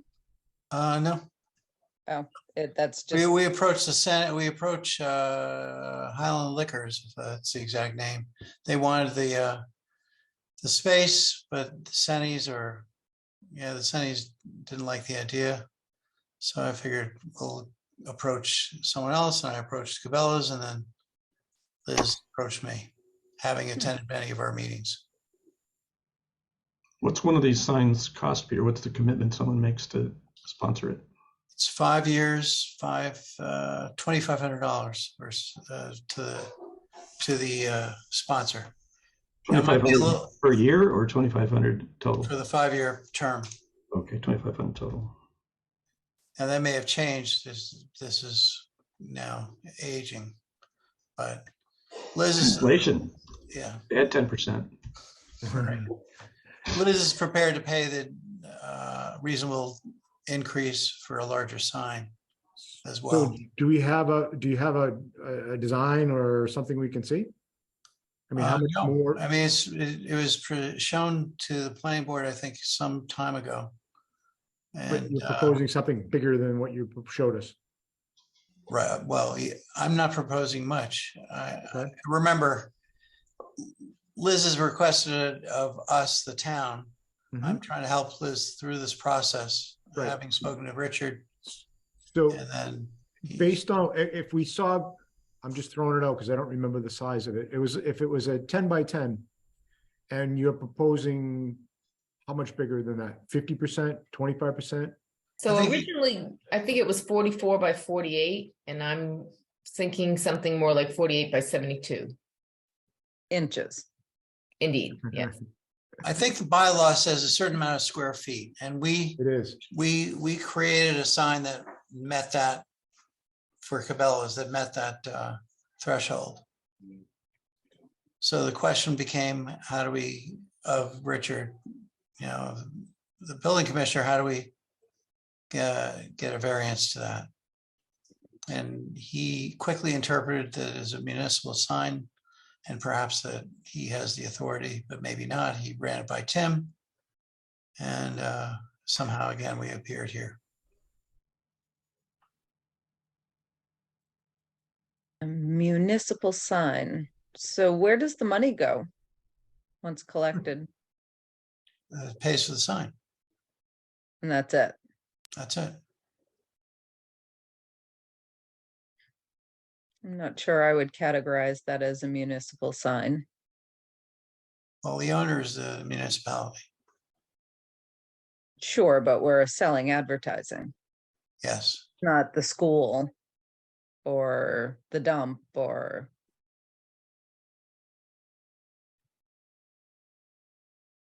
What happens after 5 years, Peter? We seek a different sponsor or the same sponsor. Okay. There's a part of the sign that's replaceable with the name of the sponsor. Mhm.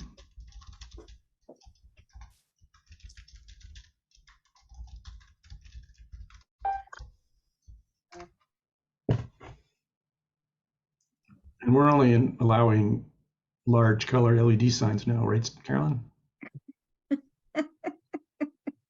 I don't know. Have you seen my dead body yet?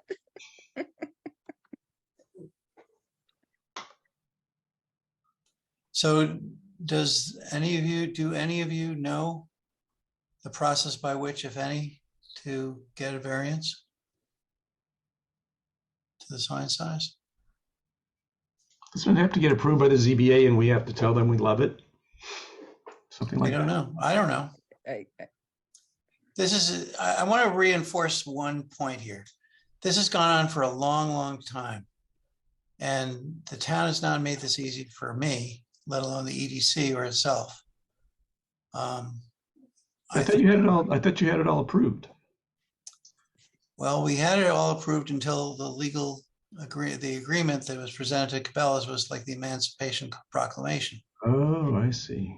Huh. And Cabela's has sat on that agreement review for, I don't know, 6 months. And I'm fearful that the same thing will happen with Liz's leadership. You know, if we give them something that's complex and onerous, they're going to want the sign, but not that much. And that's not something we've talked about, but given my experience so far, it's concerning.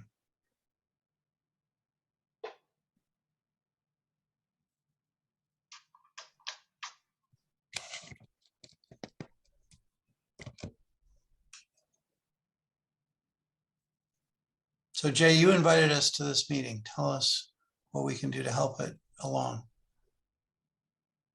I did? Oh, okay. I think it's a great idea. You're asking for 48 by 72, which is smaller than a sheet of plywood, which at a distance, it seems big when you're right in front of it, but it's not very big when it's far away. And it's municipal, which gives it a whole different characteristic than commercial in our bylaw and thinking, I believe. Doesn't it? Or does it not? I guess we're not That's my understanding, but we agreed on that, I don't think.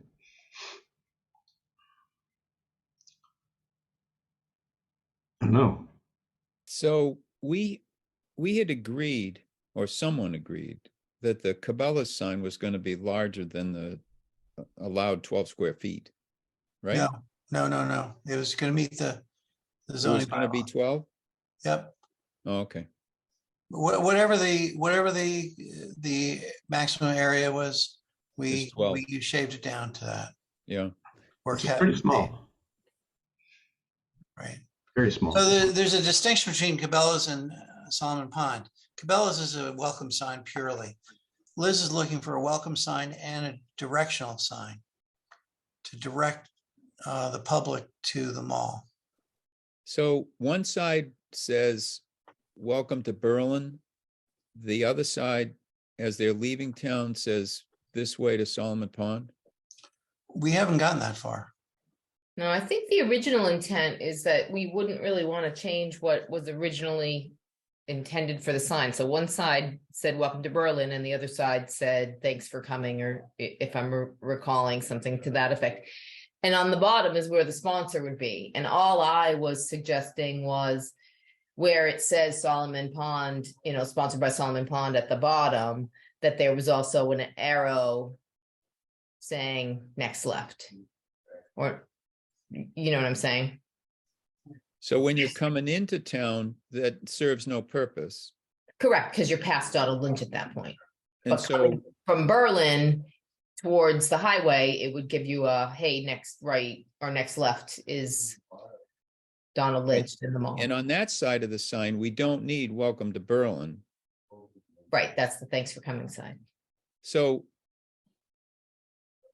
what if we compromise here a little bit Okay, and end up with a sign that's not necessarily double what's allowed, but we talk about something that's modified to some degree, says welcome to Berlin on one side, but I mean, Berlin doesn't necessarily need a big welcome to Berlin sign. Welcome to Berlin is fairly simple and straightforward, but you want sponsored by Solomon Pond Mall on that side, right?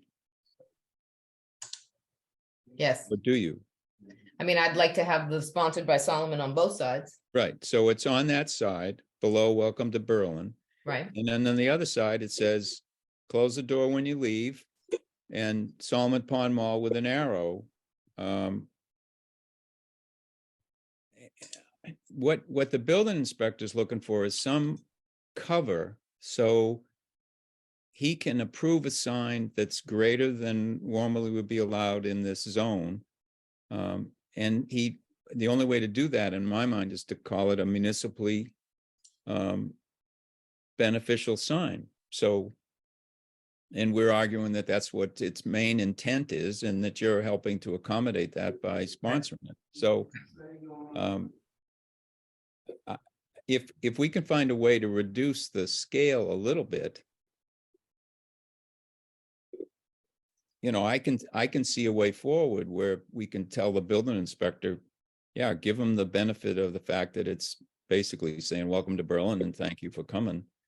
So were you comfortable with the 44 by 48 before?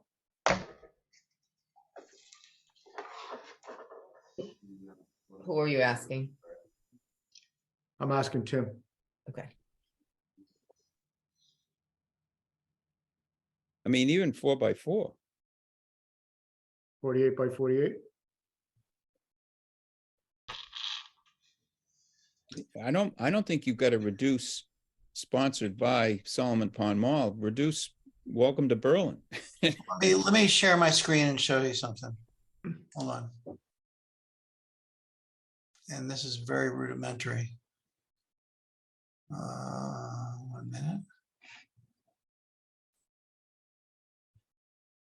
Now I'm having a hard time. Bear with me.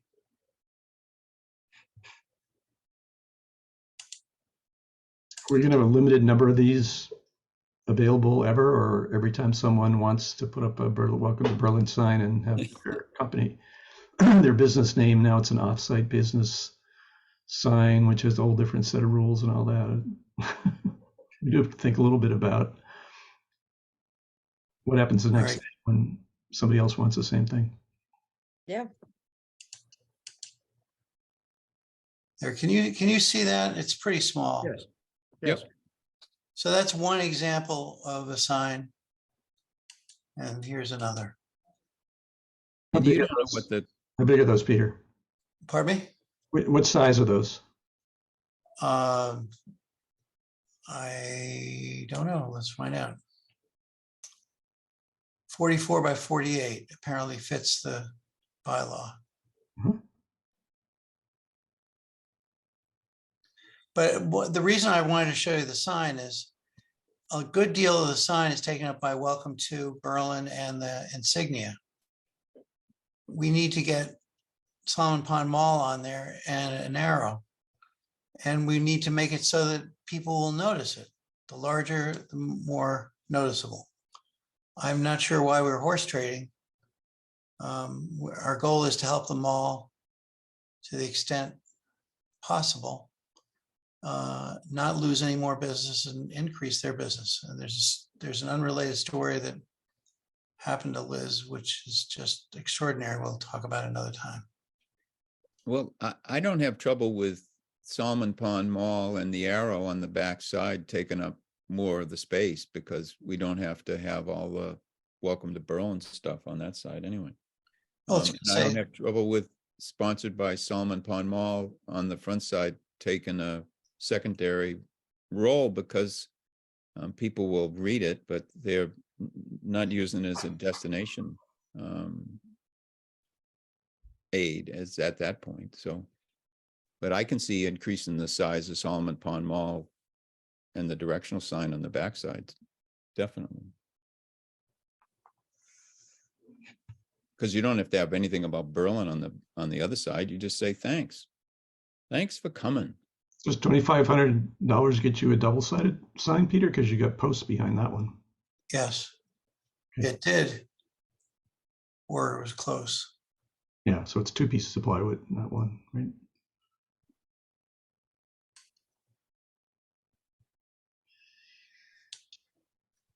So can someone answer the question as to what it takes to get an oversized sign? Is it a building commissioner decision or is it planning board, ZBA? Is it a municipal sign? Does it meet the variance automatically with the building commissioner? Before we continue, we need to know that answer. Does anyone know it? He's looking for the argument that this is a municipal sign, not a commercial sign. And then he feels he can go ahead. So if we wrote a letter to him saying that we reviewed this and we determined that it's a municipal sign, then he has the authority to go ahead, right? Yeah. He's got a piece of paper for his file. Right. Done. And I think he's looking for it to be called a municipal sign because it's asking to be larger. And I think at that point, he's still looking for some guidance from us as to what we feel would be appropriate.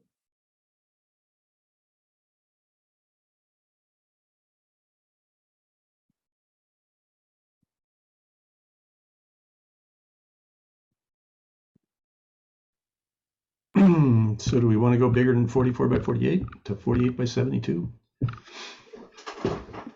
Have we determined we're calling it a municipal sign? Maybe we should take a vote. I move we call it a municipal sign. Ugh, There you go. how? Let's go. How? What do you mean how? It's got Berlin all over it, of course. On it's a one municipal side. sign. It's On got the one town th- seal on it. On one portion of it.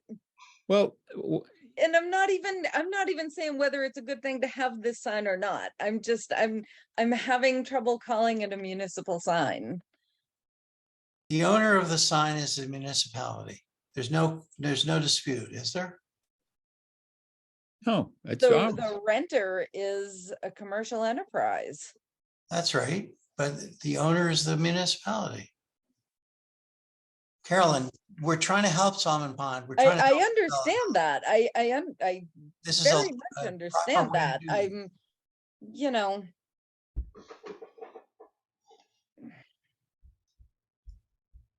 In order to have more of these, the town has to agree that we want more municipal signs. And I guess I find it hard to believe that we're going to want many and that anybody's going to be able to, the building inspector is going to be able to go around to different people and say, I've got a proposal for another municipal sign saying, welcome to Berlin.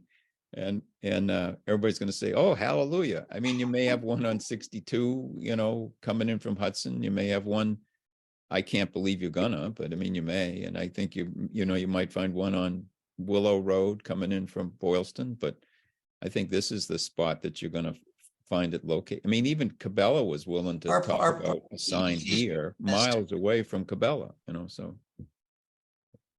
Our plan, the EDC's plan goal is to have 3. One at 495, one here and one elsewhere. Yeah. But you got to find because we got all those new That's people right. in the apartments that don't even know what town they're living in. Now they're going to know because they're going to drive by the sign every day. Given that this has taken 2 years, I don't expect the second one to be appearing anytime soon. So I made a motion, but no one seconded it. So I did. I Oh, seconded you it. did. No, Oh, I okay. didn't hear the second, sorry. There's a motion and a second. Any further discussion that this is considered a municipal sign? No, seeing none, I'll ask you to vote. Jay Teach, Aye. Tim Wheeler, Aye. Carolyn McDonald. Fine. You don't have to say aye. Could you be more pained? We understand why you're saying no. All right, then I'm gonna say no. Yeah. I'm And Tom Sanford, aye. So the motion carries that this is considered a municipal sign. Now, we just need to debate whether we are comfortable with what was originally proposed, 44 by 48, or we are willing to increase it to 48 by 72, or some factor in between. And I move that we accept a sign no larger than 48 by 48, or some 16 square feet, essentially. It can be maneuvered in a number of ways. 16 square feet. That's Tim, my you motion. realize you're giving us 4 inches. Yep, I'm giving you 16 square feet.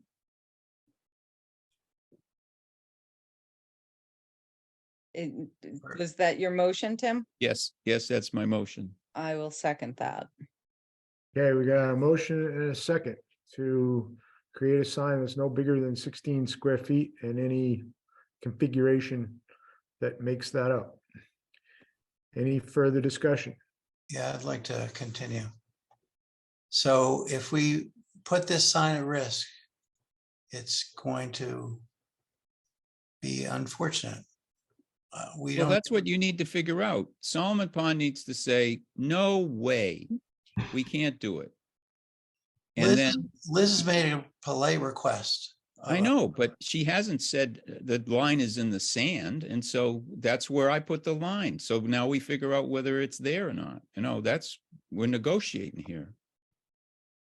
I just don't think from a visibility standpoint, once you put, if you look at the size of the lettering, it's, the primary graphic that you're going to notice is going to be the emblem, and the verbiage is going to be secondary. And this 8-inch letter that is proposed on the sign is visible from right on top of it. So what I'm saying to you, Liz, is this side doesn't make a damn bit of difference. It's the other side that's going to make the difference for you. And as many people move each way, anybody that's going into town on this road is going out of town on this road. And it's not one of these signs, in my mind, that's going to be spur of the moment. Oh my God, Solomon Pond is there. It's going to be this content that's drilled in over time, and people appreciate the fact that you've sponsored it. And use the backside to the greater degree that you need to in order to get the letter size that you want, so people recognize it. We can certainly look at it. I mean, I think we could try mocking it up. I just don't want to solidify the size, and today, and then have to come back again if we don't think it's sufficient. We're Yeah. going to come back anyways to show us what it's going to look like. True. Yeah. Yep. So So maybe the answer is we mock it up 2 ways and see what we think. Yeah, Sure. I mean, we're willing to go for the 16 square feet, and if you need more, then come and convince us. Okay, Why don't we not limit it now and have Liz come back or we come back? Right, why make two decisions? Just omit the size decision, we'll proceed, come back for approval anyway. My line's in the sand. That's why I said 16. I want to see what can be done. I think you can do it. There's no doubt it can be done. The goal is to make it very visible. See, I don't want to limit it to 16 because I don't think it's big enough. So you can Right. vote no. It's going to be it's not going to look good. It's going to be too small. The Right, speed but what limit's Tim's 35. saying is that the backside doesn't have to have the emblem, it doesn't have to say, No, I'm Hey, thinking about the front Berlin. side, Carolyn. I think the front side is, I think, for what you want which is a welcome to my town sign, to have it only basically 4-foot square is not big enough. It's going to look. well, we already Fine. agreed on that sign a long time ago. Jay, I always thought it was too small. if you look at all the signs, it'd be interesting. I guess I'll have to go out tomorrow and measure it. But the welcome to Berlin signs, the welcome to whatever town that's standard for The Massachusetts. state ones, Right. yeah. I find it hard to believe that those are significantly greater than 16 square feet, but maybe No, I'll but go those with- don't have a giant seal of the town and advertising on them. Maybe just the welcome to town part of it is that size, but But it says established and all sorts of stuff on it. I don't know. And So I you can see the- read, and I can read those. I say it says, welcome to, town of Berlin, established 1812. Tim, why do you have a firm belief that the sign should be a certain size? Rather than 24 square feet, Pardon me? Right, rather than 24? we have signed bylaws for a reason. And we have an exception to the sign bylaw for a reason as well. For municipal uses. Yes. This is a hybrid. Think about a sheet of plywood. Think about putting a sheet of plywood up on a post at the center. That's a damn billboard. It's not that big. It fits So- in your car. Right? So what we're saying, Jay, is that any sign that we've got in town right now that only allows at a maximum 12 square feet is the biggest sign you can have. That's so what we're saying is that whole bylaw needs to be rewritten, which perhaps it does, but No, we're saying that municipal and commercial signs are very different.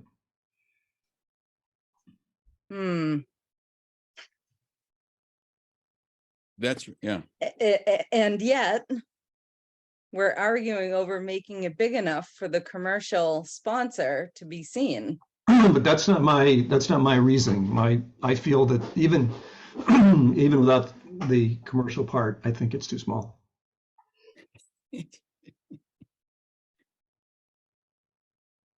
Well, good. So will the I board, move the question. will, You can't, you kept the discussion going. what'd you say, Tom? I said he can't move the question. He can't move the motion. He kept the discussion going. You gotta get an independent to move it. How about, I'll move the question. No, you kept the discussion. Ah. The only one that didn't was Well, then me. you have to move the question. You're the only Oh. one who didn't The participate. only one hold that on a didn't was second. me. how about, So 16 square feet is 30% bigger. 24 square feet obviously is quite a bit bigger than that. So I agree. Let's not put a bracket on it yet. Let's see what Liz can, Peter and Liz can put their heads together and come back with something, show us what looks good and what is acceptable and visible and all of that. If it works out to be 17 square feet or 13 square feet, then so be it. So I'll withdraw my motion. Please. Okay. Thank you. Thank And you. I'll go measure some signs. Okay, And Liz, Tim and I are gonna have a discussion about something else tomorrow. So we can, So we can't talk about the sign. but we can talk about your findings about the size. No, we don't have, we can't. Why? It's not a quorum. Out of order. It's not a quorum. a lot of water, it's a discussion. You're not voting on anything. It's gonna be 2 against 1. It might be that. Let's look at the sign. Let's look at the sign of the Alston, welcome to Alston sign. You remember the old Citgo sign that was over the railroad? You mean in the city?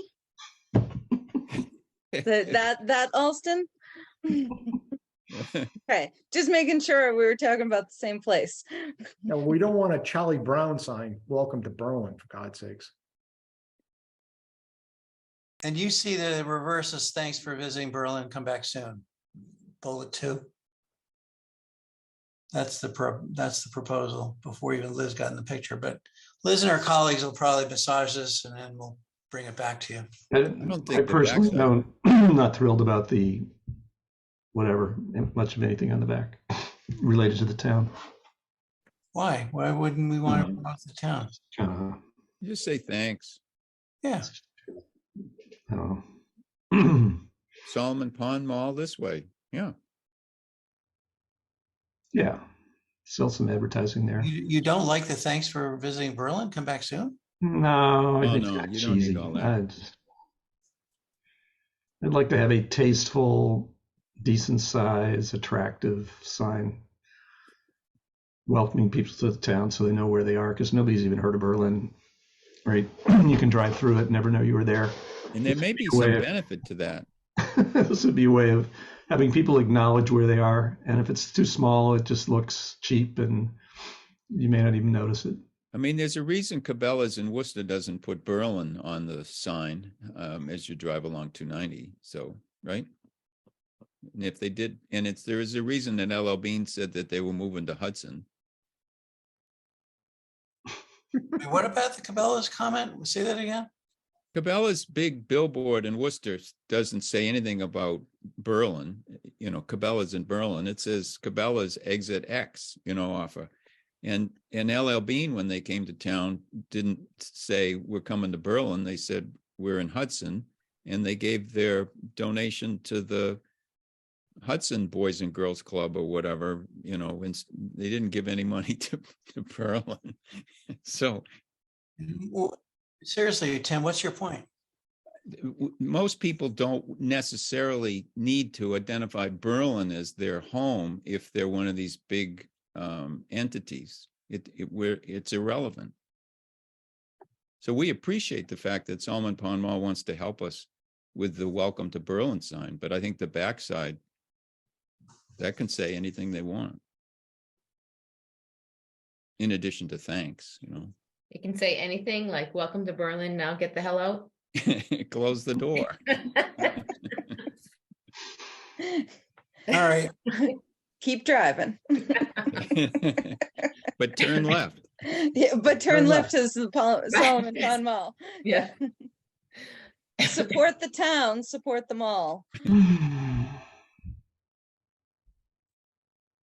I think you're right, Tom. That sounds like a good plan. What did Tom do right? He suggested he gave you some latitude, but try to stay away from 12 foot by 14. 24 square feet.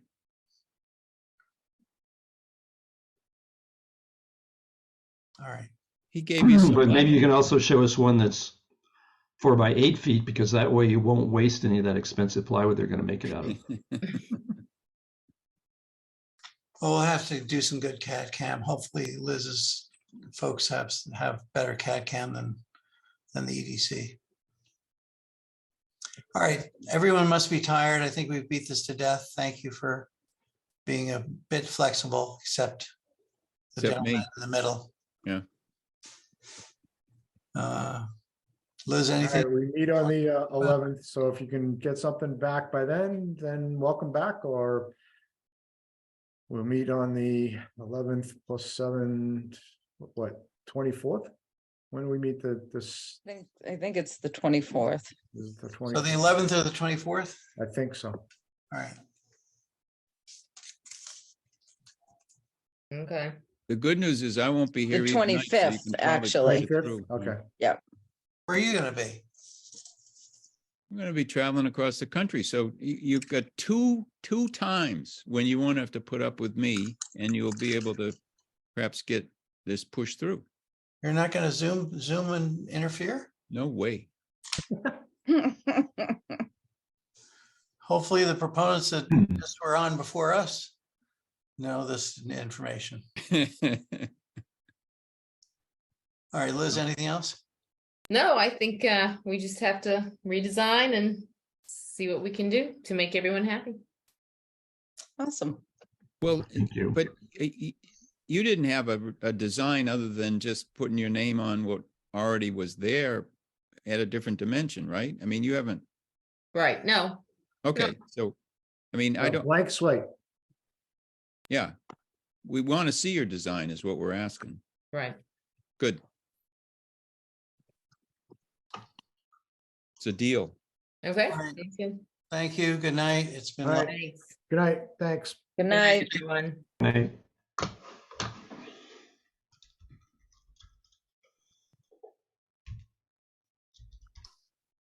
All right, the next item up on our agenda is an update for 72 Carter Street, the town acquisition, I'll be quick. possibly. I'll be quick.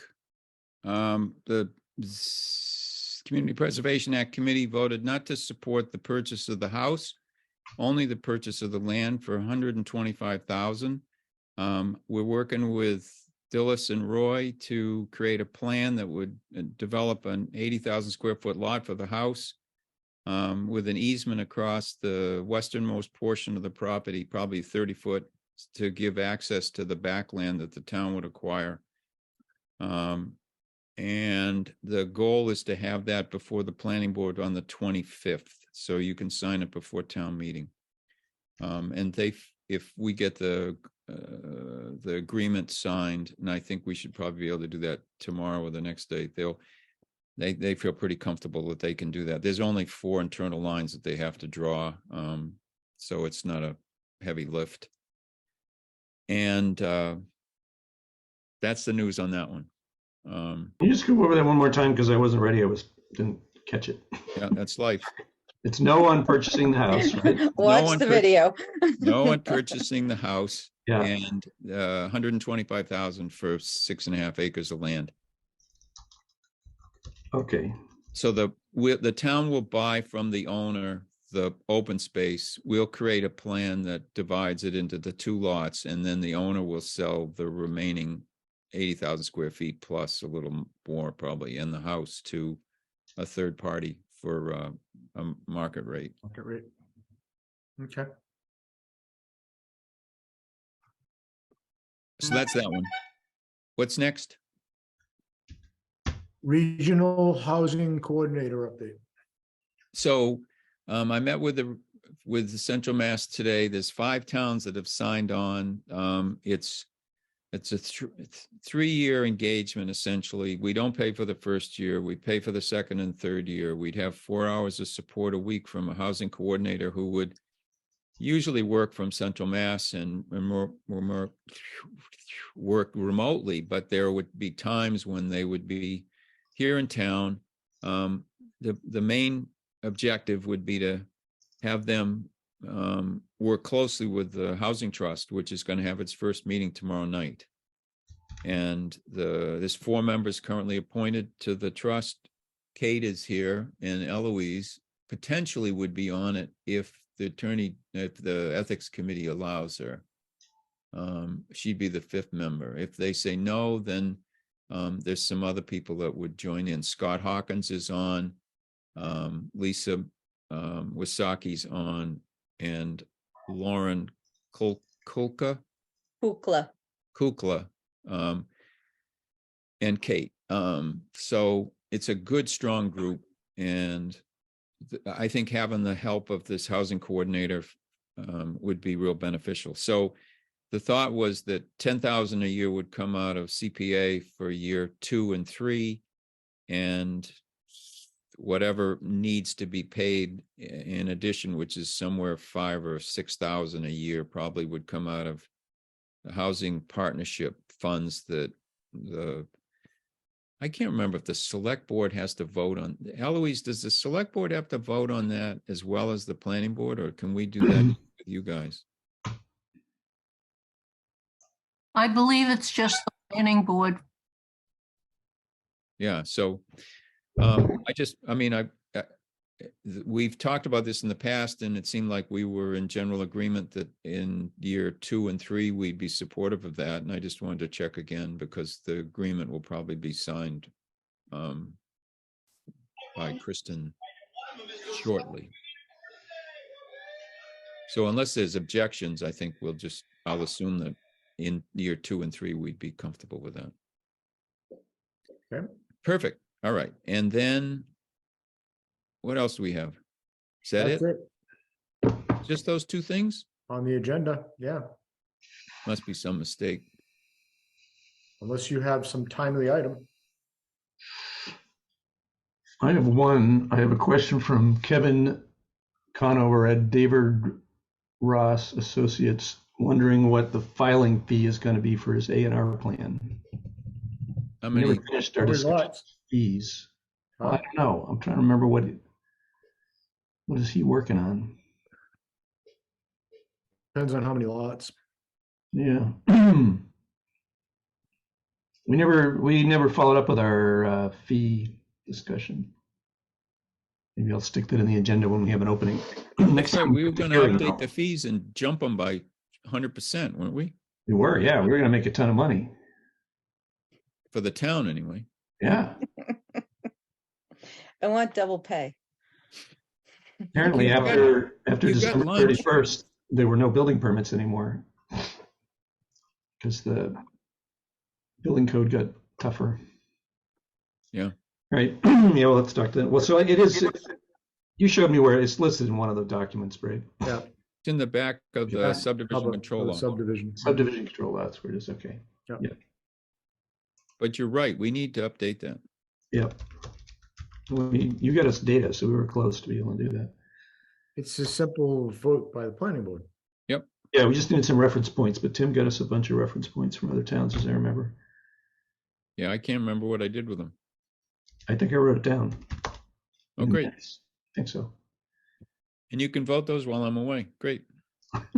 Oh, then we can't blame you, or the proponents can't blame you. Right. I can say, I don't know what these I don't damn. know what they're folks are talking doing. about. I wasn't there. I wasn't here when they voted that. Right. Tim, when do you leave? What time is it? I leave Wednesday, not tomorrow, Wednesday. Next week. Yeah. Okay. And I come back the 30th. All right. So I won't be here for the hearing, but we've paid for it, and it theoretically ran last Friday and will run this Friday because they sent me the proofs for it. So we're legal that way. And I will send a notice to the abutting towns, the Attorney General's office. Oh, no, it's Eloise is going to remind me. Central Mass Regional Planning, the abutting towns, and Community Housing and Development.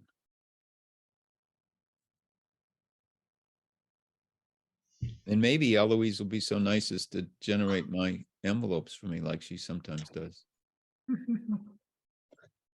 Can you hear me? Yeah, I also need a copy of the hearing so that when I send it to the Attorney General, I will have the date and the posting. perfect. I'll do it. Thank you. Tim, you're gonna be gone, oh, Wednesday, the 5th. So I'm here you'll for the- be, I'm here for for the CPA. CPA. okay. All right. I'm gonna make a motion to adjourn. Second, Okay, motion and a second to adjourn. I'll have to take a roll call vote. Jay Teach, Aye. Tim Wheeler, aye. Carolyn McDonald, Aye. And Tom Sanford, aye. Motion carries. This meeting is adjourned.